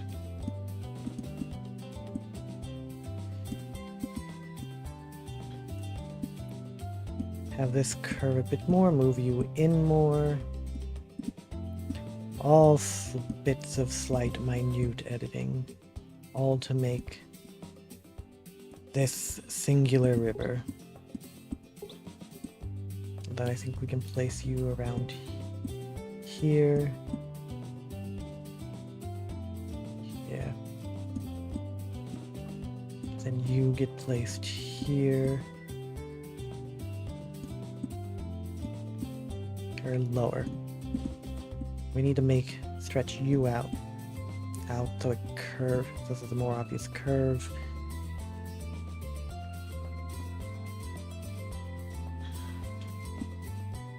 Yes.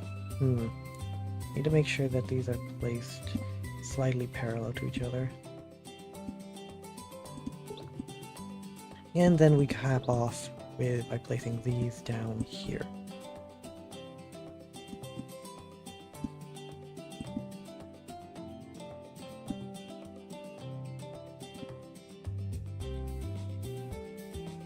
And also making sure the bends feel nice. God. Although sometimes I really the way they actually like handle the leveling, especially with the fact that you basically every time you click it, it ends up moving slightly. That is so annoying.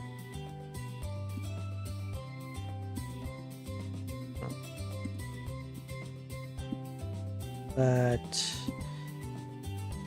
this section's too straight. There we go. Bend you slightly more here. That's not what I wanted to do. And move you over here more. Maybe move you down here more so you match up more with like this. That necessitates you moving up more to accentuate the curve. Maybe move you over here. More space here. Yeah, I think that's pretty good. Let's see how it looks with water. Okay, let's test out the different types of... Oh, now you stop changing. Oh, this actually looks pretty nice. Because there's too much of a hard line and they're too similar in color. This one's too different in color. This one matches the tone just right. So then, we have these two areas, but I actually want to mess around with interactivity a bit. Because what I want to do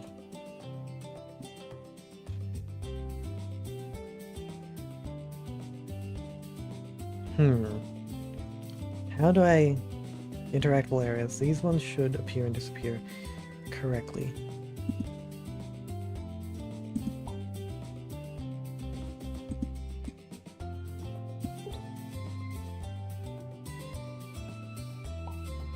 Now,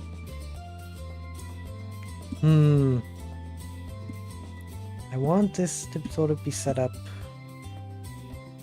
kind of like this.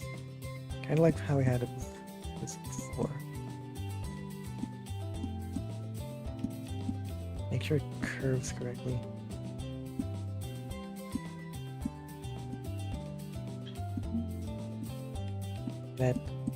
God, the slight changes. Let's actually test how this works. Here we go. Hide. Or, no. Area. Select layers to hide when activated.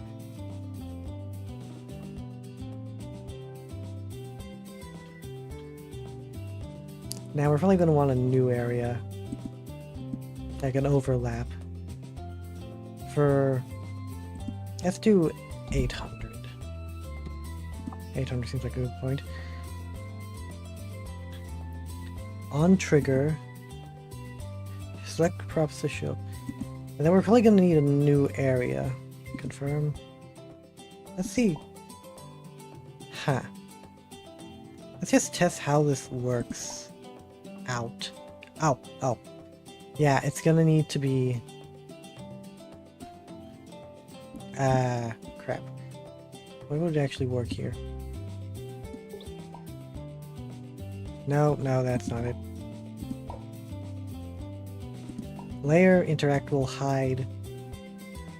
Actually, let's save. Sandbox. I want to actually test and see.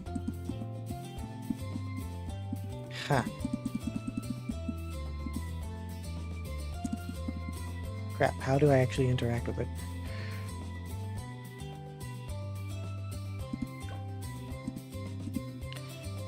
Was interactable area not the right... Why is it now...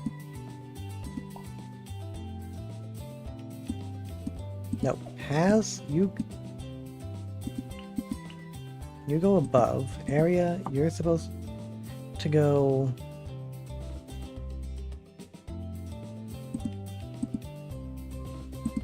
On trigger, hide. How do I actually interact with it?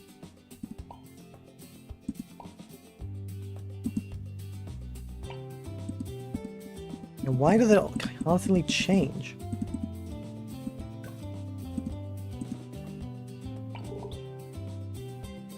Why does it auto-change how the things are layered whenever I...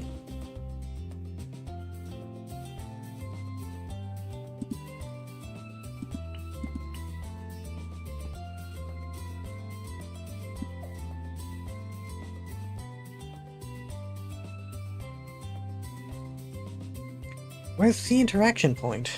I never actually really tested out interactables, because what I wanted to do was... There's this thing called Bloons Tower Defense Adventure Time, where they had one map where you could basically interact with some rocks, remove them to open up a river. And I always thought that would be a pretty neat idea to have here. Problem is... I don't know how interactables work, and they don't make it very clear. Okay, let's put a rock first and foremost. What rock would be good? You. Yeah. Let's just put a singular rock, singular large rock that's supposed to block the river.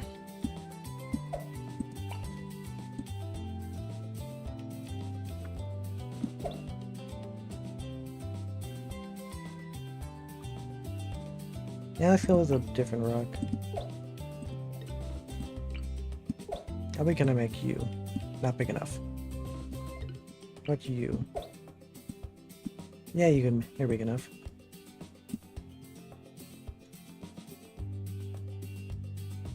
And then move it closer down here.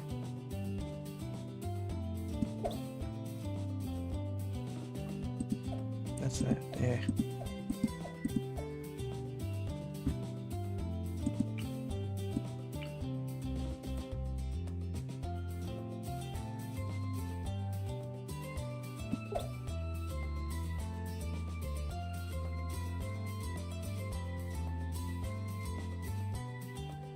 And then go to layers.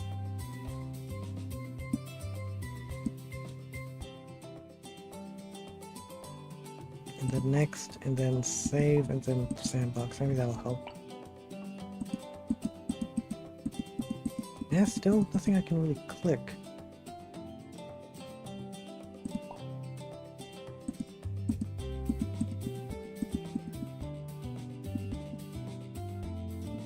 Huh. How do interactables work? That is not what I want to click.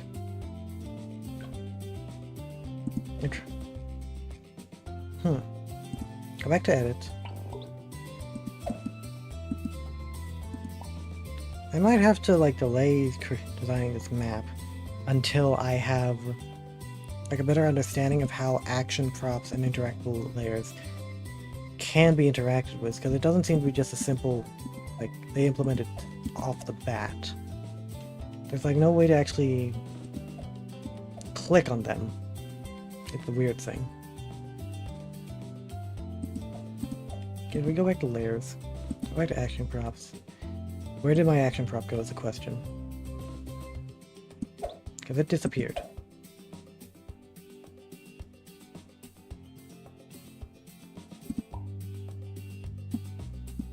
I can't move action props. I can't see what action props I've placed. The action prop I did place disappeared once I stopped.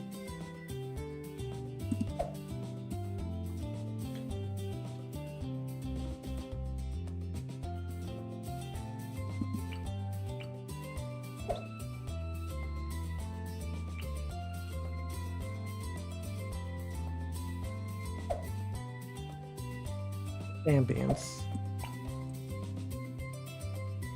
Can I make it higher so it actually goes above? Yep, there we go. Why can't I?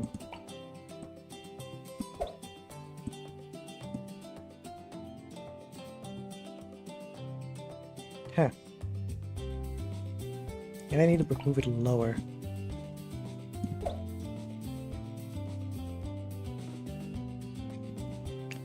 Yeah, because now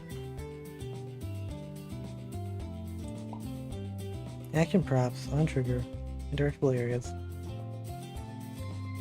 The question now becomes, how do you actually like interact with the interactable area? Because typically in Bloons you'd only have to click on it, but the interactable areas don't actually create anything to click on.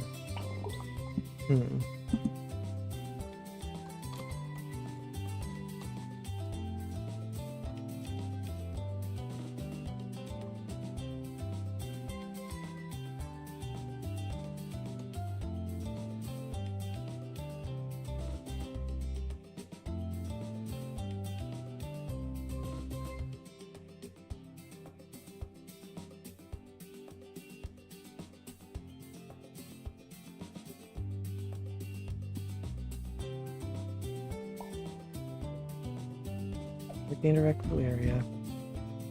Let's edit the area to just include the rock. Try to include mostly only the rock. Interactables. Hide. On trigger. Hide. Props. Confirm. So this should, if we now go to testing, save sandbox,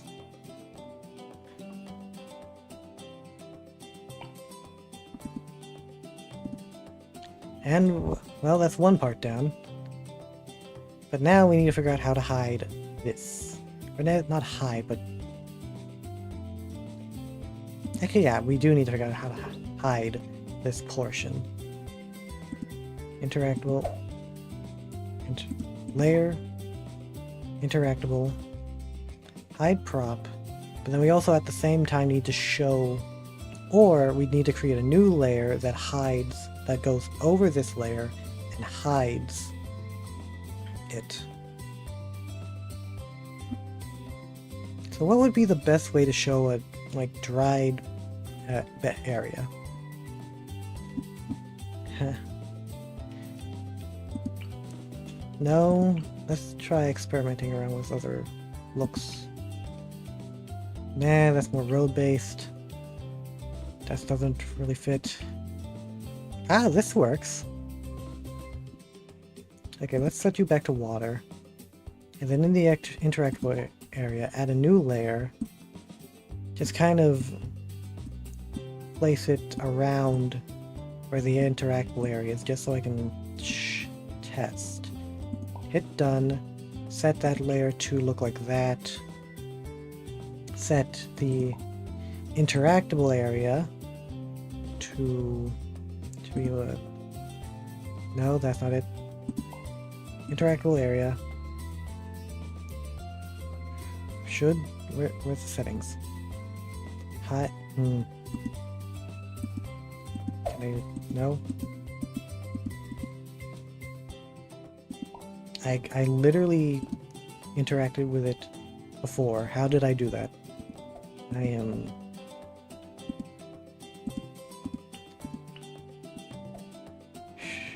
Interactable area. Oh, edit area.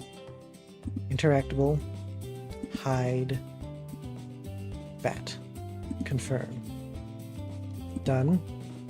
Next. Save map. Sandbox.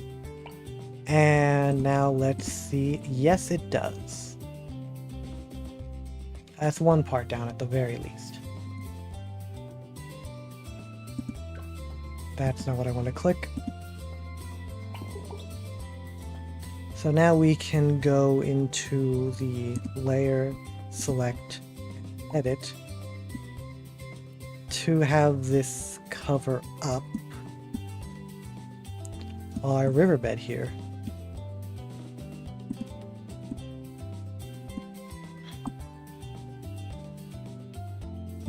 Move you up so you kind of so you're under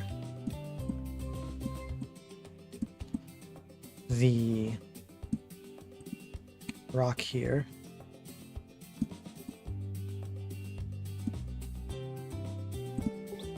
Extend you further, then make sure you're angled correctly.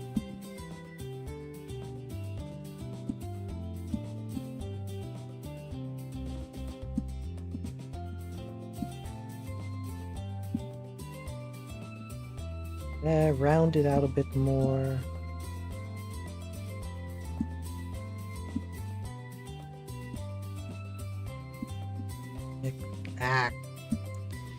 I really hope they fix these, give you like a selection, or fix the selection thing, because it is so annoying when it basically every time you click anywhere near it, it'll move slightly to that point. Okay, need to edit you a bit so you fit better. There's that. Then move you. Then move you further over here. And that's not what I want to do. Done. Ah, damn.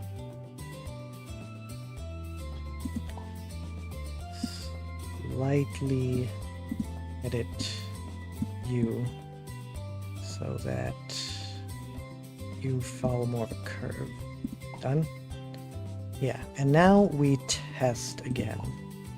Save, sandbox, and voila! Not exactly pretty, admittedly. Bloons doesn't really... The Bloons map editor isn't exactly the most powerful thing, especially when it comes to animation. But now the question becomes...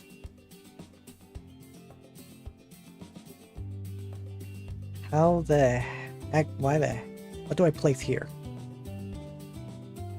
Because for some reason the pass, it automatically goes below the terrains every single time, which makes me wonder if I need to include... a bridge or something to represent those sections of the path. What bridge options do we have here?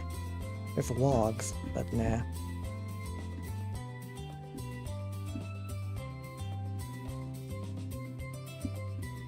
Come on, we have to have like some decent bridge.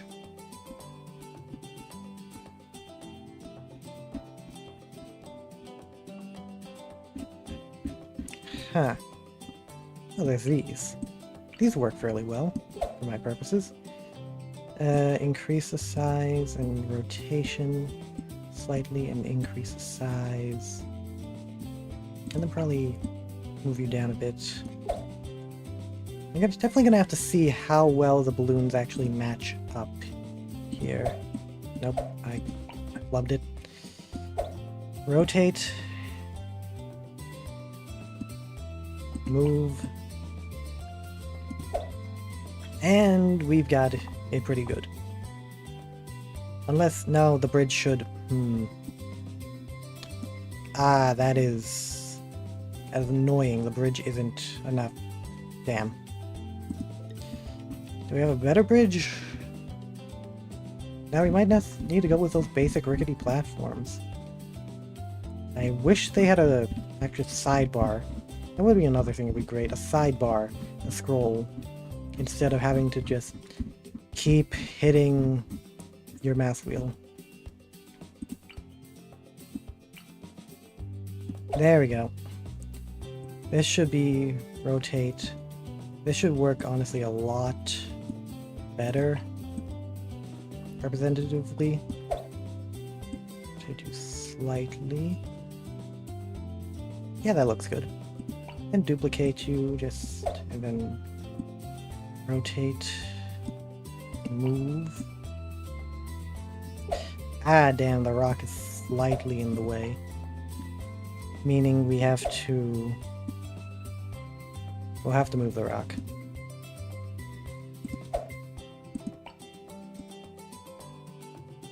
And probably change the editable area. Oh yeah, because that also means that because the rock is moved, that means the terrain needs to be moved. Actually, does the rock look better this way?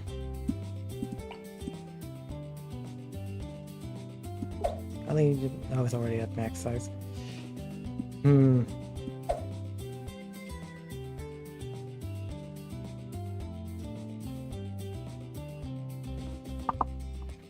Might need to have it...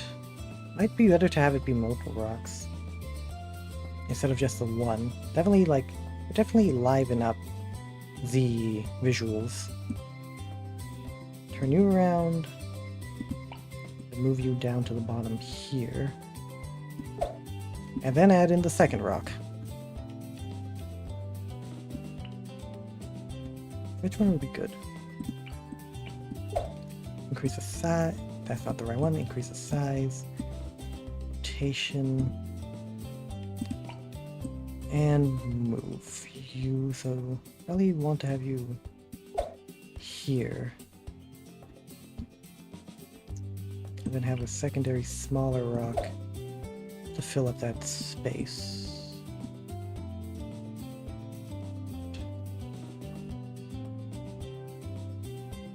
Yeah, this looks good.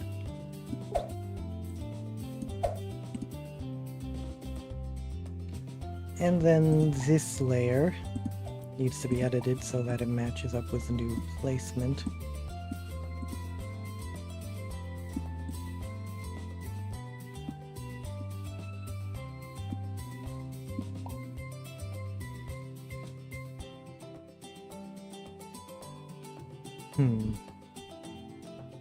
And let's save and test how this looks. Everything's blocked off. Monkeys can be placed here. Can't be placed... Oh, that's... Can be placed here, can be placed here. So that's an interesting thing. What happens if we place a monkey here and then it gets removed? Yep. And it wait, did it just... No. Edit map. Did that end up hiding the other props as well? Okay. Hide all props end up being connected. all props are put in a single in a single thing, meaning,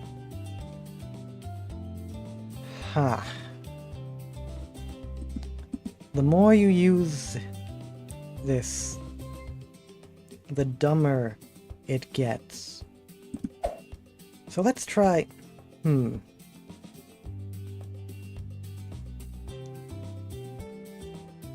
if we duplicate it? Duplicate both of these. And then create a new interactable.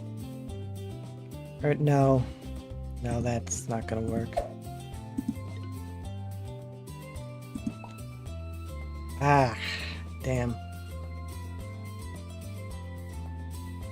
Damn. Because you can't create new prop layers. Meaning it'll always hide all props. Actually, does that mean that if it hides all props?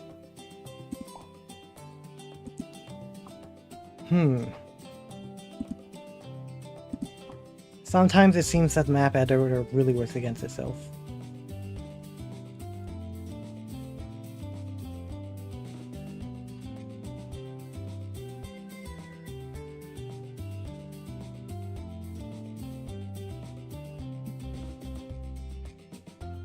Let's see here.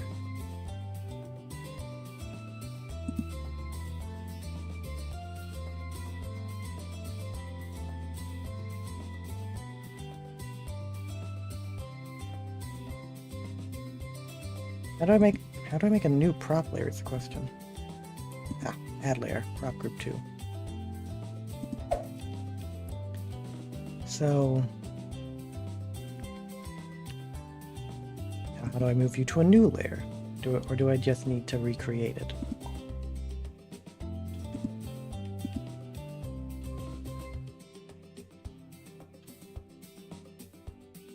I think I might just need to end up recreating it. Or maybe... Nope, that's not what I meant to do. If I duplicate it, do you get added to the new layer, is the question.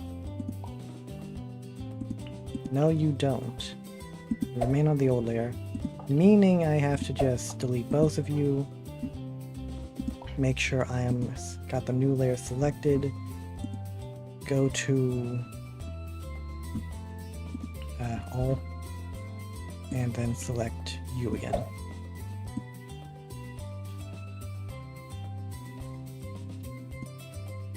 You know what it was? Okay, this is another thing when I really wish they added the ability to place Moab lanes. Because imagine being able to have a map kind of in the same shape, but regular balloons come down one curve, Moabs come down the other curve.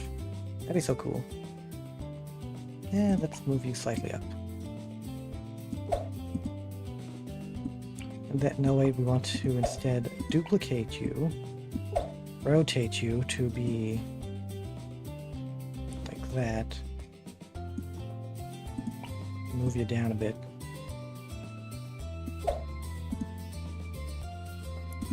And then we save, sandbox, and now we just have to make sure. Yes, it works. So now that we have like the basic idea of the pass and the main mechanic of the pass work out, next thing we would need to do is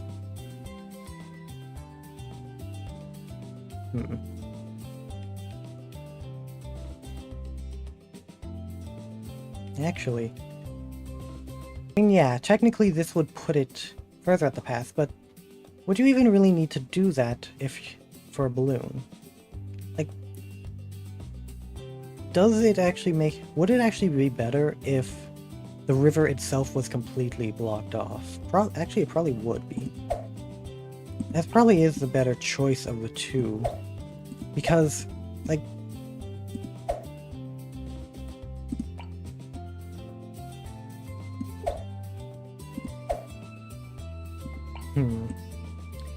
Because just being able to place water monkeys at all... Let's make sure we're in the right layer.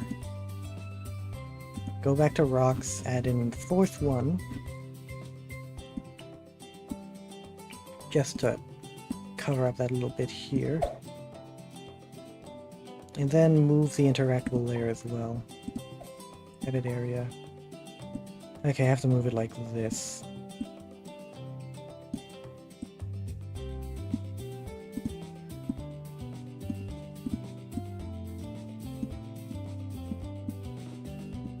Because just having this bit of water down here already makes it pretty good. Because a carrier or a sub can get pretty good coverage from this point.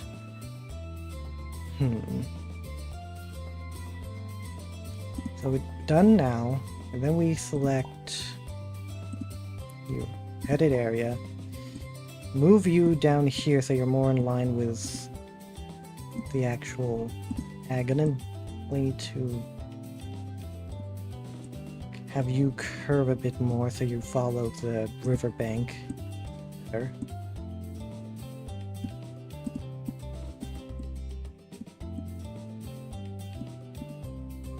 That's not what I want to press. That's also not where I want you to be placed. And then we can be kind of lazy here and just use the rocks to kind of hide.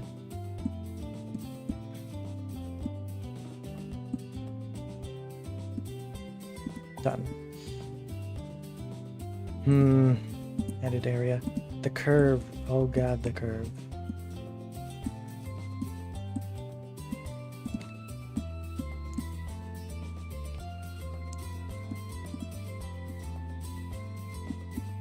This one's too high.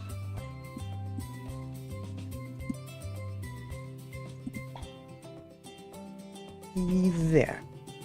And just now to test to make sure it still works as intended.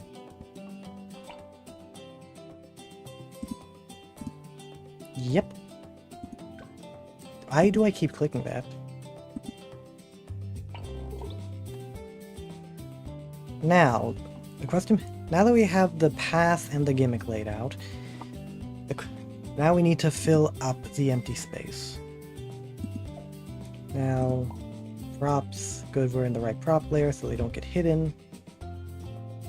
Actually, we could have an maybe another interactable down here. The thing is, like, that's not exactly any better of a place to put it. Oh wait, no, we need to move the action props. Right. If I could see them.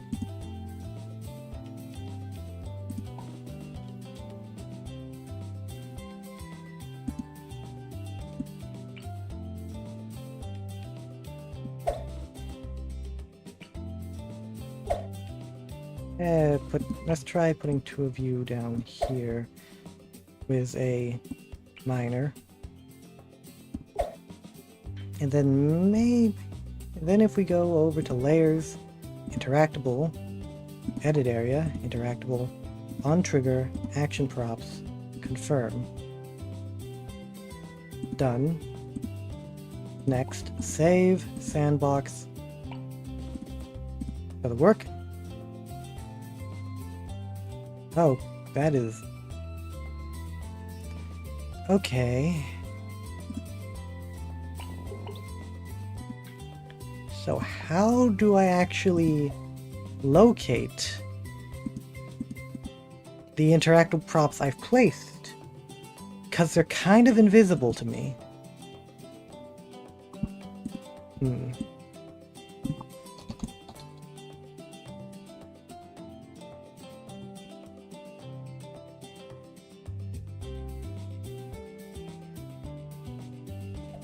Not you. Action props. There we go. Delete. Delete.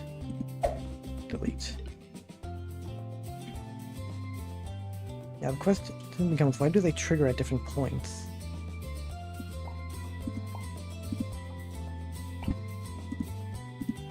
Like the miner goes, and then that happens. That's an odd timing thing.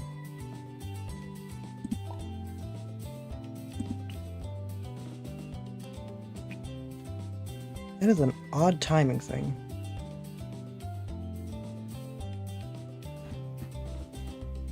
I think I might just need to, like, remove the miner.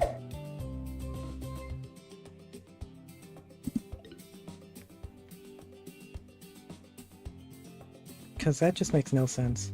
I don't see how that works.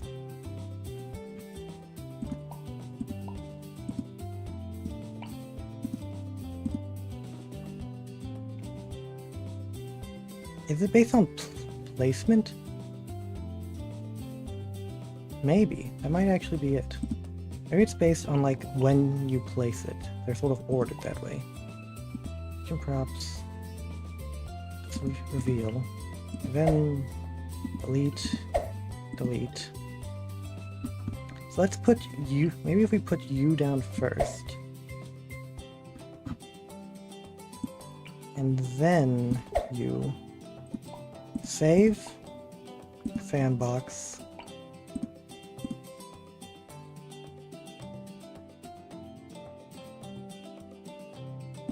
That is some wonky timing.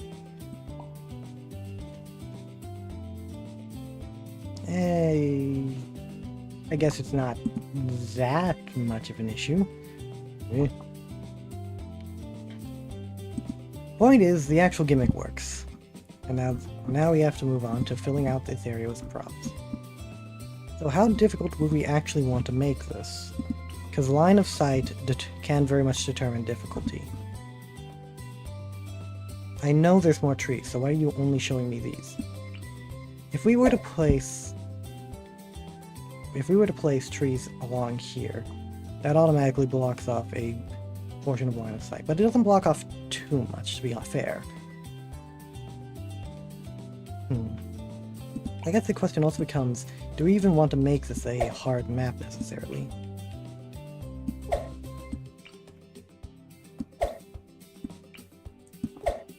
I'll just fill out this area with trees for a bit. Nah. You don't want to have them laid out in too similar of a way. You want to add some variation here and there.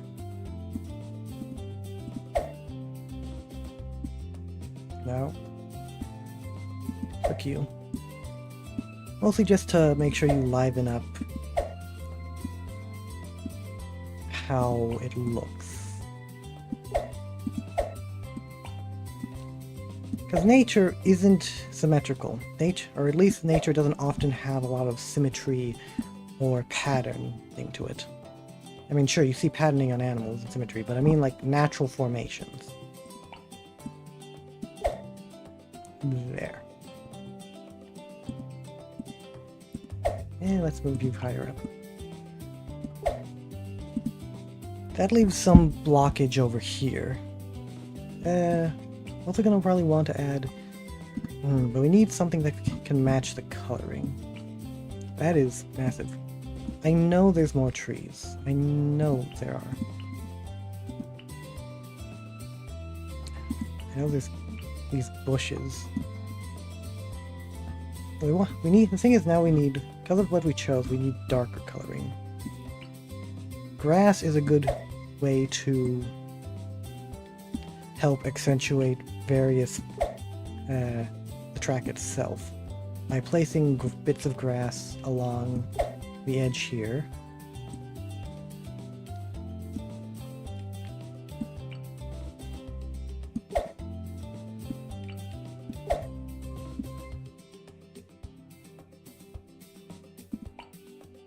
You typically want to have your decorations accentuate or follow the track in some way.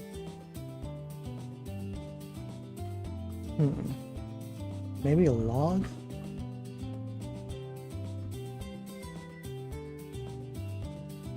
Maybe something to separate these two halves of the map.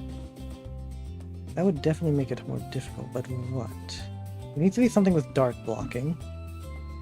It needs to be something that matches the aesthetic.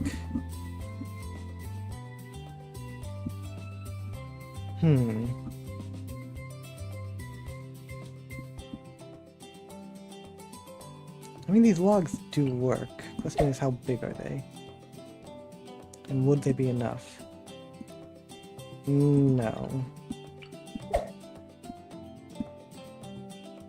No, especially since, like, we already set these trees up, so it gives the player a idea of how big everything should be in theory. I mean, we could make it, if we move these up, make everything bigger.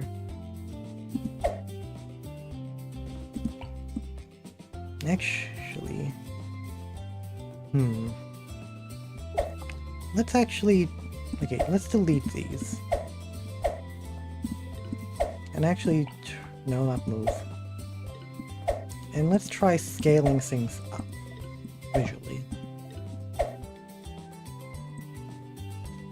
Make it look like a really dark forest. Dark, dangerous forest. Make sure that your trees and your decorations outline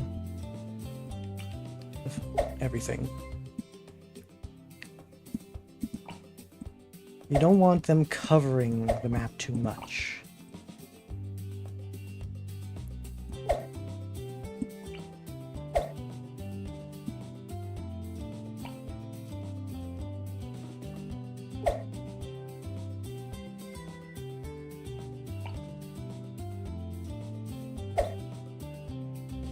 How big can we make you?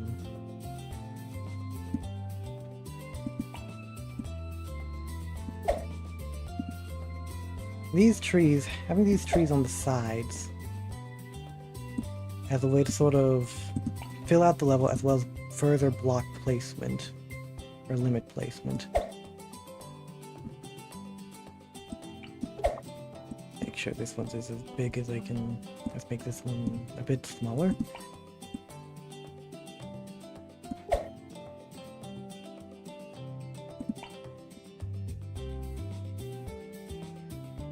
So notice how I'm trying to make sure the points line up with cobbles here. That's a good way to really accentuate the path.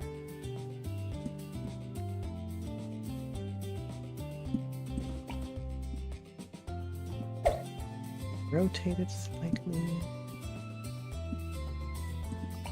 Move it so it's not so close to the bank.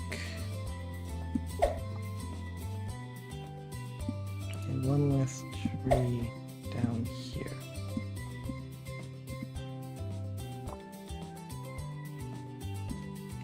Let's leave this area.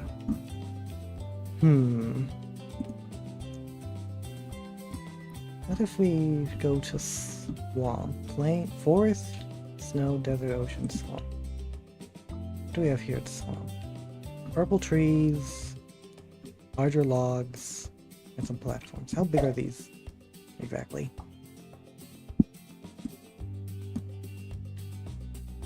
I mean, it'd certainly be an odd choice, but not, well, a bit out of place. Let's try shrinking it down a bit. It doesn't need to be that big.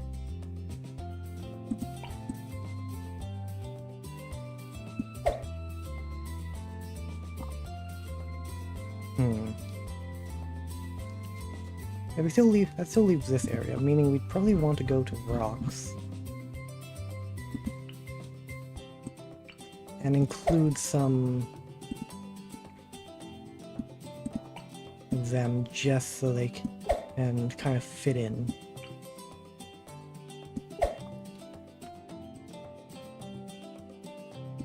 And definitely need to lower it so... Oh, that is... Oh, collision's getting wonky.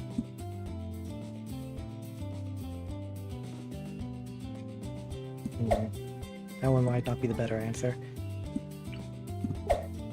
But this one, on the other hand, could work. One block line of sight, but...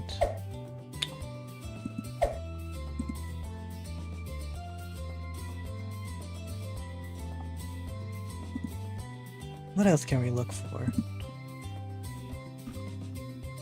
Meadows options are a bit too vibrant, but we have more of this dark grass, which can be used to populate areas. really want it more like that.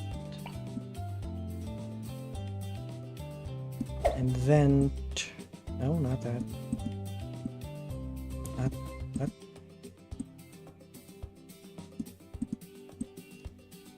Okay, so it is very wonky back here. But we can perhaps do something more like it's peeking out from the underside. Oh.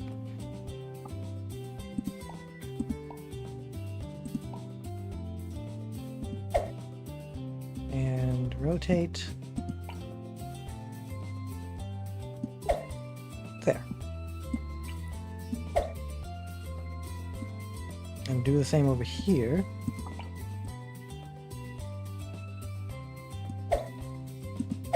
Maybe we'll move this further back. Or further down so it can clip down there.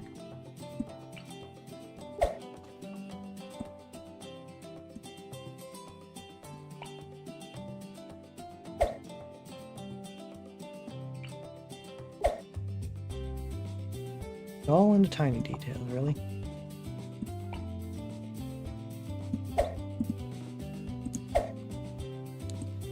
Rotate a bit, and...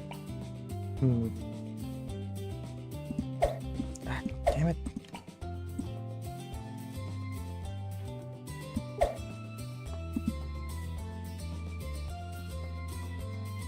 What else can we add to really populate the area? Mushrooms? To accentuate... Purple definitely works much better with the color scheme. Again, want to avoid having too much symmetry.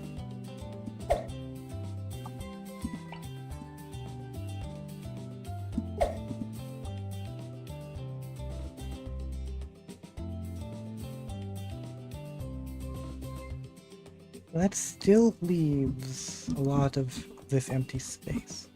In which case, stamps. Randomized. Do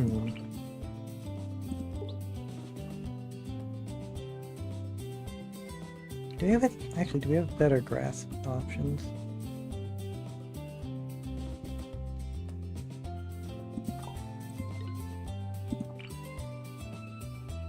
Do these look better at all?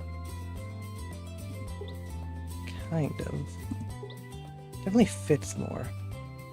The rotations leave much to be desired, so not getting very lucky with that whole random thing. Yeah, probably don't want... Actually, how do you... You can't control the rotation. Regardless, much like...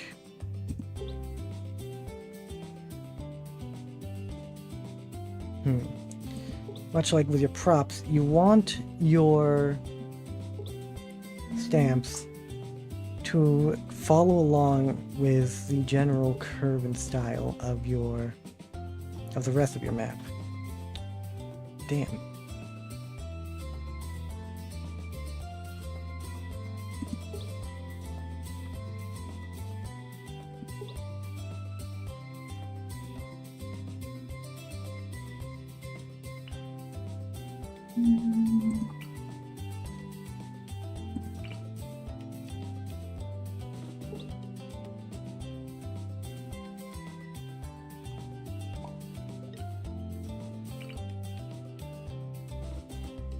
There.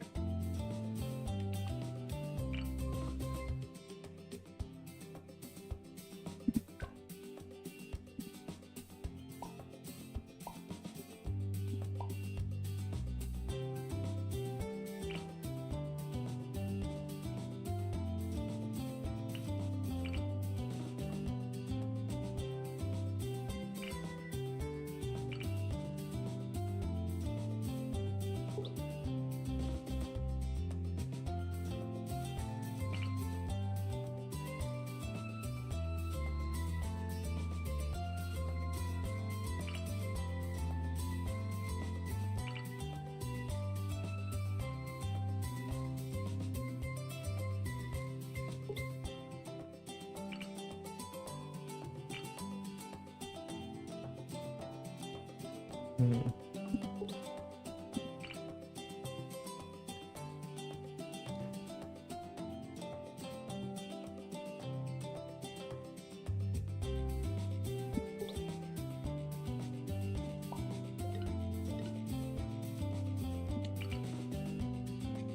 No, those would go under. Oof.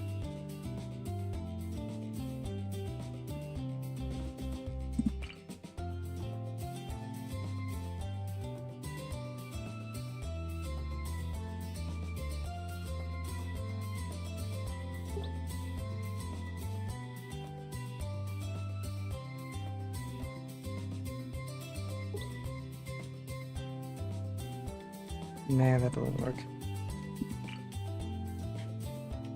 That does. Some clove. Because these ones, these rounder ones, it's much easier because you can essentially replace them however and wherever because it'll work regardless.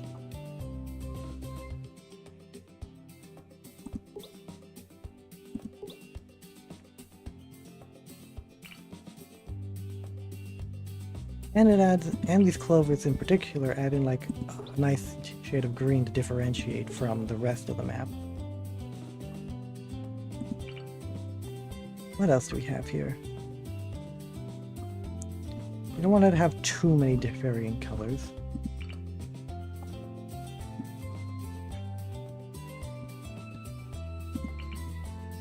Ah, these should go nicely. You want, generally with stickers like these, you want them placed around objects, just further ways to sort of show them off. Because when it looks odd when you place them just haphazardly around stuff like in the middle here. The clovers do make sense, but something like this needs to be accentuated by other elements.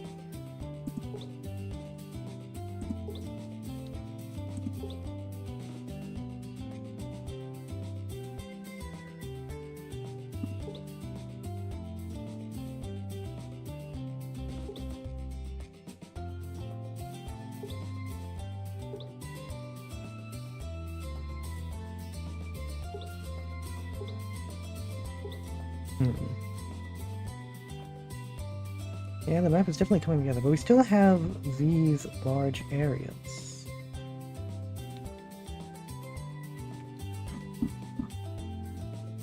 But do we need to fill them out? Empty space isn't a bad thing to have in a Bloons map.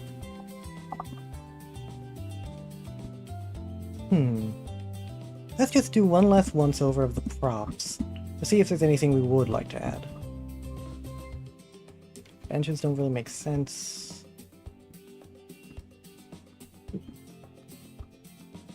Neither do most of these animals. Purple flowers, actually. Purple flowers placed would match with the purple mushrooms.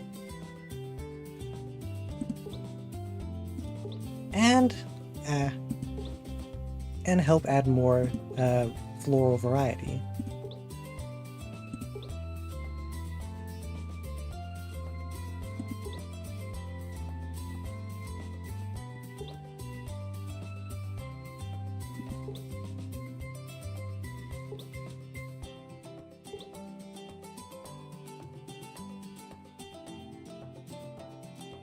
Graves don't make sense. We already have the massive log in the center. That doesn't really match the feeling. Water's blocked off, so lily pads don't make sense.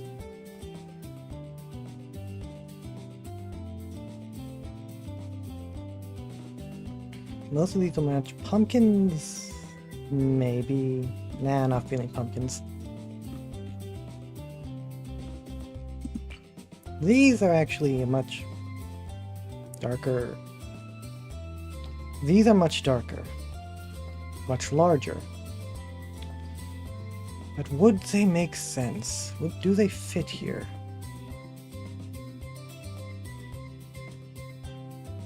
And where would I even place them?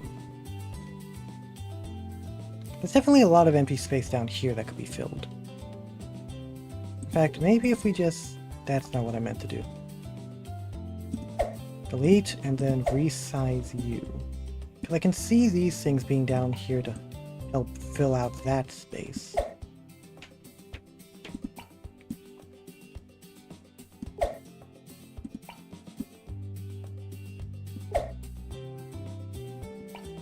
Let's leave you open.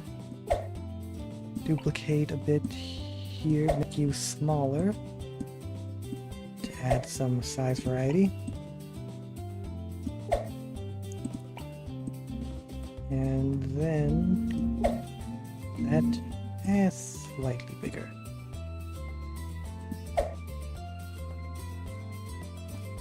This adds some foliage further down here, and we can mostly keep these areas fairly open. I don't think there's any problems with that. Now we save. And we'll begin testing on Impossible. And I think this will be the last thing I do, yeah. Let's see here. Save and exit.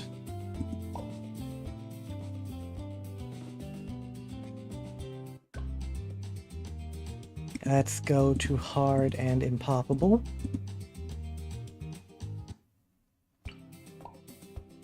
Still using Eton. And what would be a good point for Eton? Probably here? Maybe? Nah, that's not exactly a large portion of coverage, all things considered. Yeah, Eton would have much more coverage being placed here.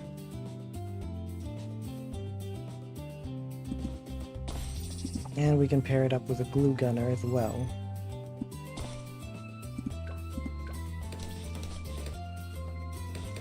Now, since this is a map that doesn't have much overlapping and the track is fairly spread out, it is fairly difficult. At least presumably until we get our Buccaneer, in which case the Buccaneer will just melt everything.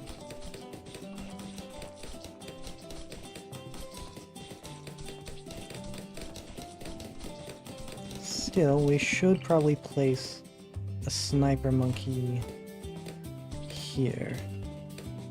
Yeah, down here seems good because it has good full map coverage. And it still costs 800. Oh. Damn.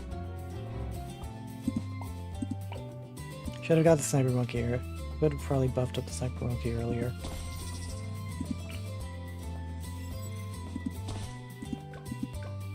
Or maybe putting a Desperado. No. Military monkey. Wait, military monkeys get the bonus. So maybe if we want to make sure we get an early Buccaneer, we put a Desperado up here to deal with balloons.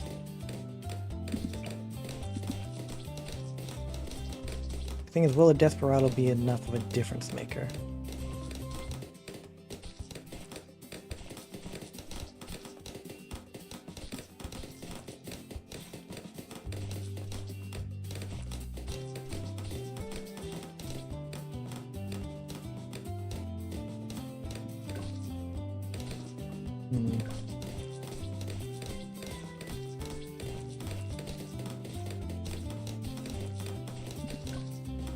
And let's use you, just to be safe.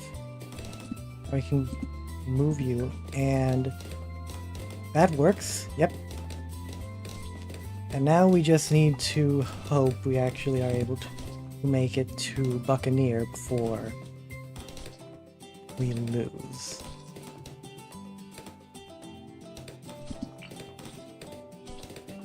And quickly, Buccaneer.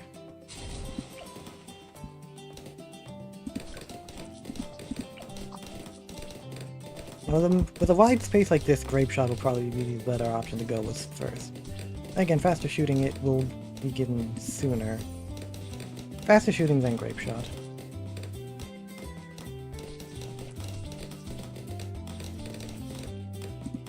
Yep.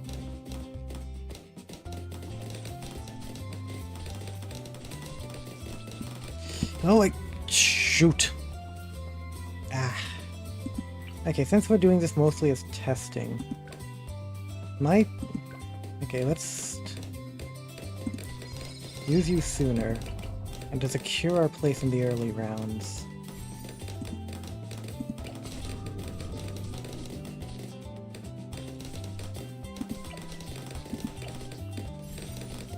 Grape shot. Regardless of if we need to retry or not, this'll work out fine for us.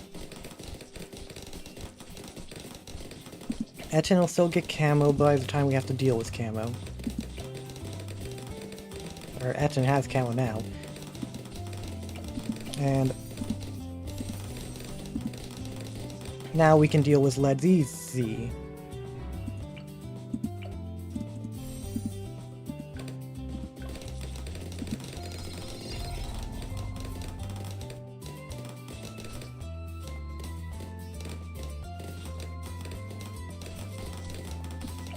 And let's get advanced intel just so this thing can start supporting it.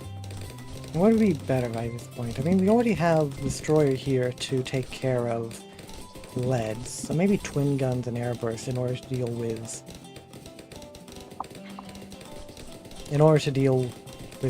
the numbers.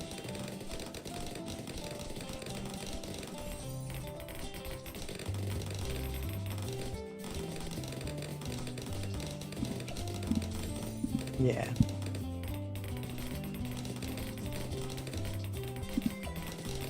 Eagle Eye so that Twin Burst here can deal with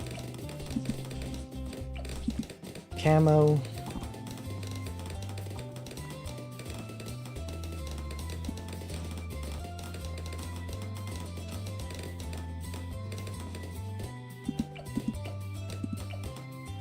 And then we should be able to get to the Destroyer easily, and once we get Destroyer, it'll be smooth sailing.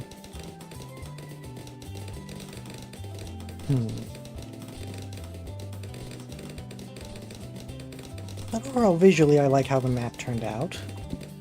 Sorry, shifting in my seat a bit. Give me a bit. Visually, I think the map turned out pretty nice. Difficulty-wise, I don't know, it's... now that we have Destroyer, it already gets much easier. Again, Destroyer, so good, that can melt so many balloons, especially with like Etten's, and now with Etten's range bonus, it takes care of everything. It'll take care of a lot more soon enough. In fact, considering how we do plan on getting a buffing, going out with our good old glue ice strategy, getting jungle drums, because it can still benefit somewhat off of jungle drums. Even if it can't benefit off of primary training and whatnot.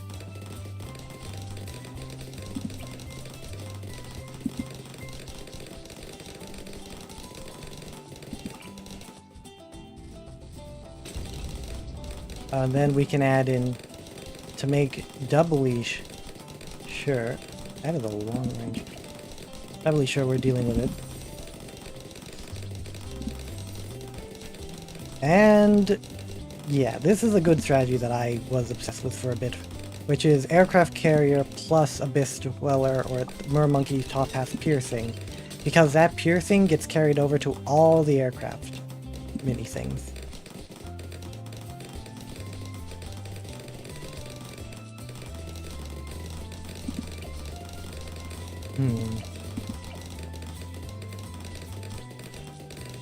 Might actually be... we can probably save up...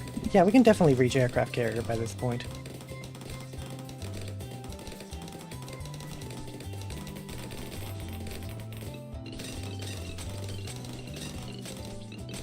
Yeah, see just how Destroyer melts stuff? Any map where you can get a good Destroyer position becomes an easy map.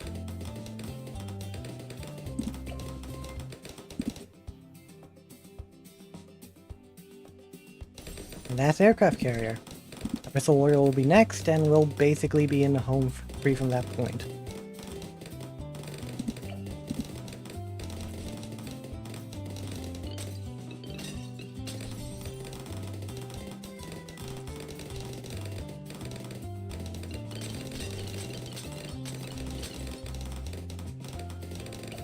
Okay, I can give this one now.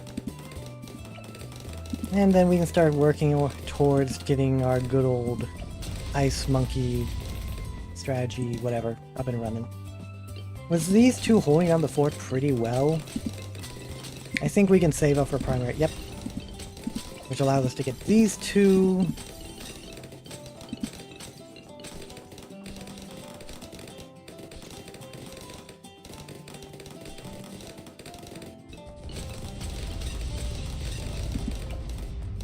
And we'll get MOBA glue soon enough.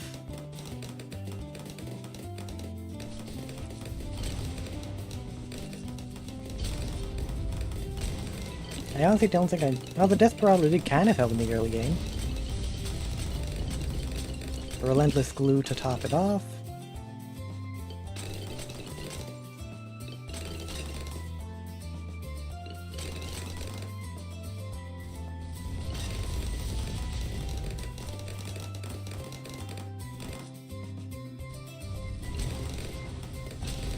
Yeah. Spaced out for a second there. Relentless. Now let's get our larger radius cryo cannon for yeah. This stuff.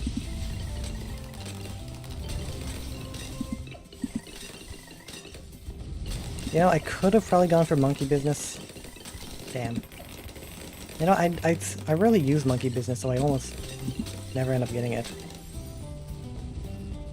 Even when I am running it and I don't need camo.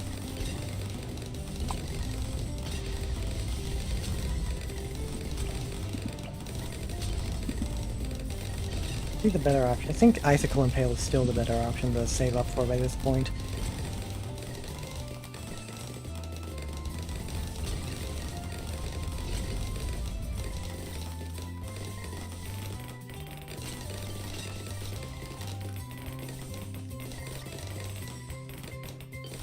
I think next time it'll still be Bloons Tower Defense stream because I still need to beat that one damn map.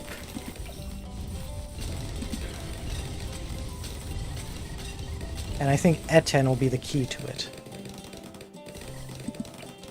But I do want to do like a Garden Warfare stream eventually.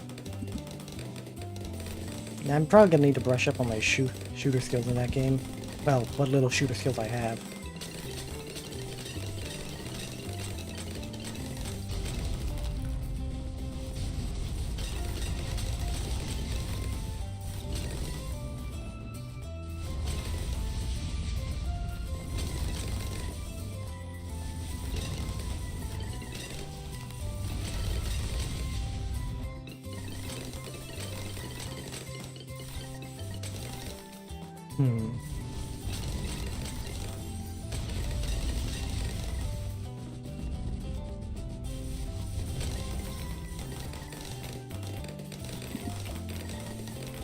Damn, ew.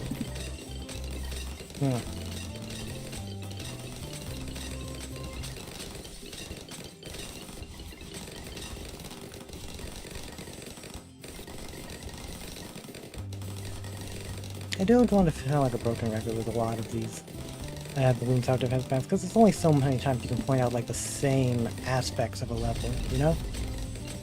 Oh.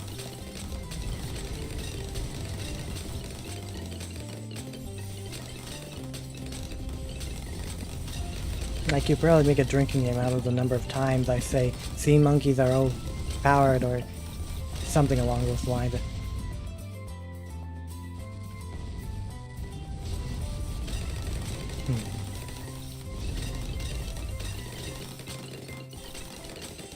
How much longer until we... Not much longer. Oh. But relatively speaking. I'm not using that word correct. Or term correct.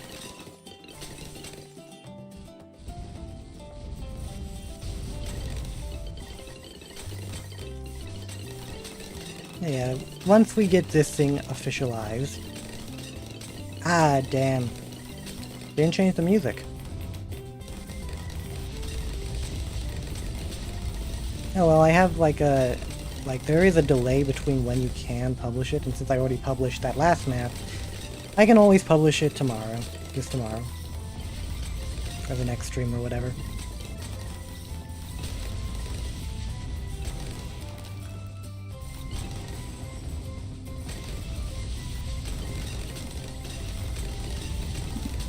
I panicked. I thought we would have to do it. Apparently we did not.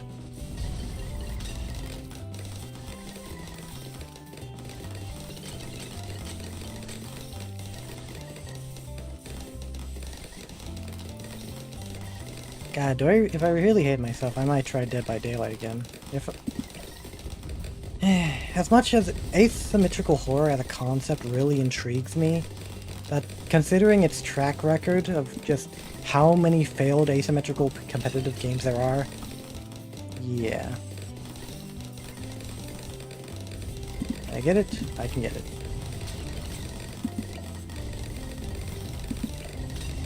Aircraft carrier next, or nah, I think we can go for Lord of the Abyss next.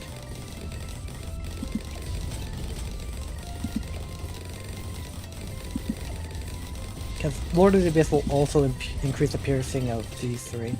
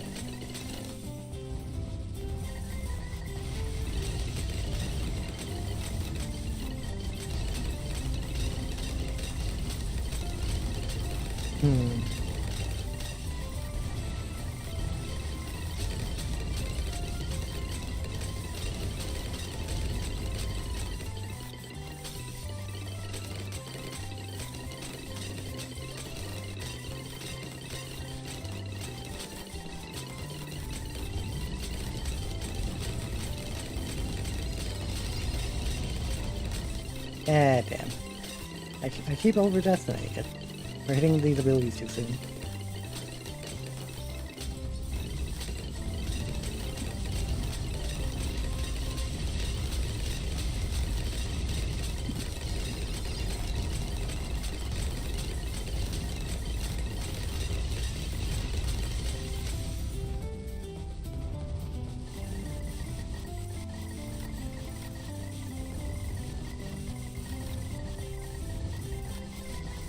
Oh wait, I get Lord of the Abyss now. So that is maximum pierce on all of these guys.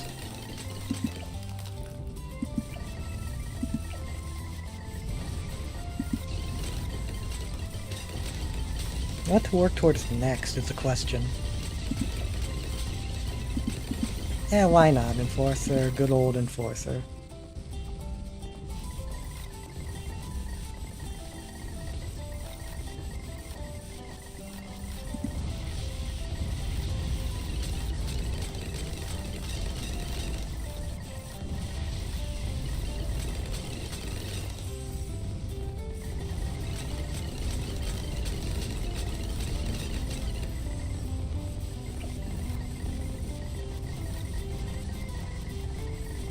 Hmm.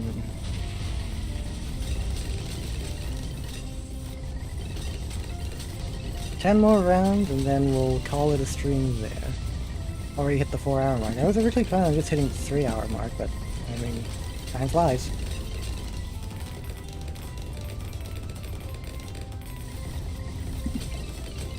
We're almost there. Yep.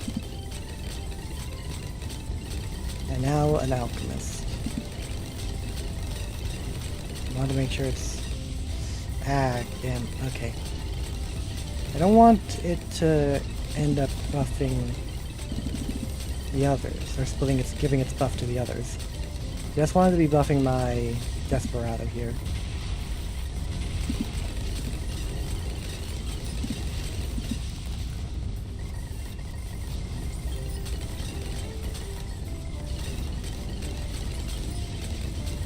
Yeah, again, an alchemist down here would be pretty good. And I guess I do have the money for it. I will have the money for it. Oh, got it. Nah, I don't want it. I don't want too much. Need to like position these alchemists weirdly so they aren't. So they're only buffing necessary balloons.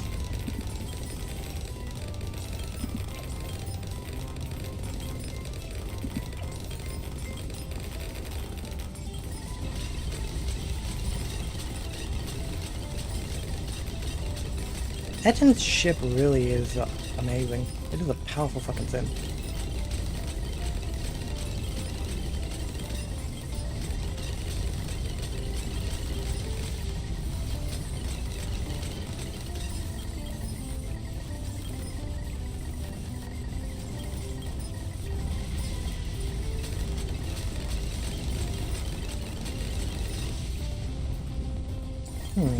I don't think we really need a flagship carrier. These are already in good. Probably won't get to Desert Phantom in time. And it's worth saving up, see how much we have by the time we would reach level around 100. And if we don't have that much, I'll just start spamming upgrades on this guy.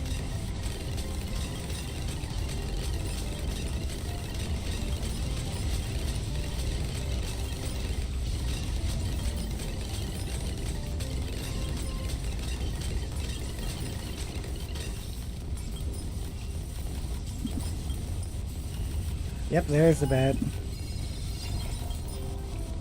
Okay, do we have enough? Damn, we did not. And I don't think... Oh.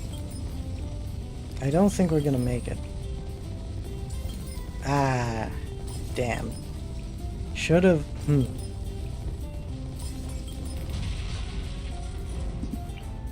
Okay, going to need to do that. And then also probably get... that.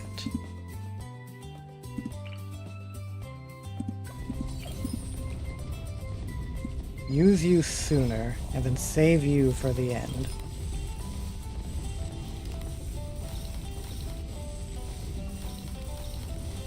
Save both of these for the end, really.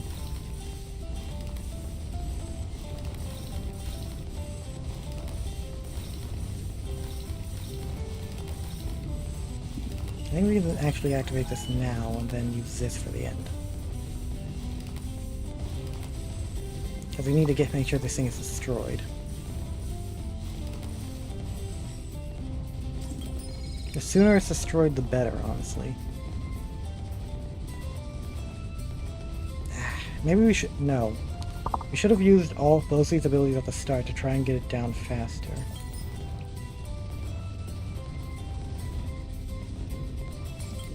And then probably... Yeah, we wouldn't have made it. Buff you up to the max. Get you. And then get another one of you. I'll get an additional first. In fact, let's just... Yeah. And then use both of you this much earlier on.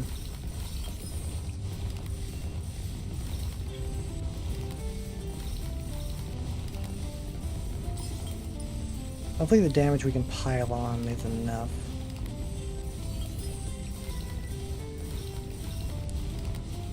Because we want this thing destroyed fairly early, so that when we use this we can at least eliminate most of them.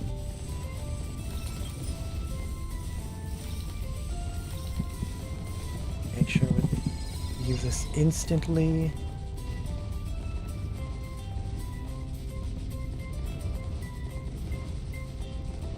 And we need to time this missile just right. Damn it!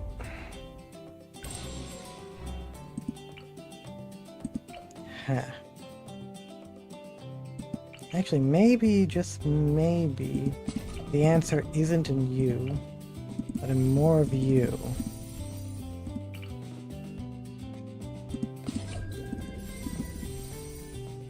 But again, maybe it doesn't matter regardless.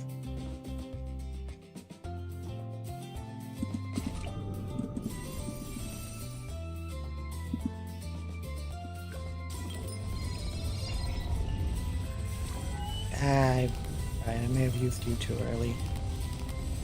Milliseconds count at this stage.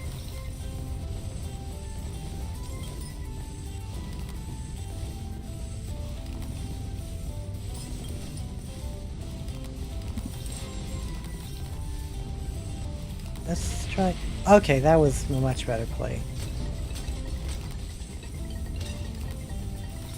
Because now the bat will be destroyed in a much better position. And I think we have it here. Yep.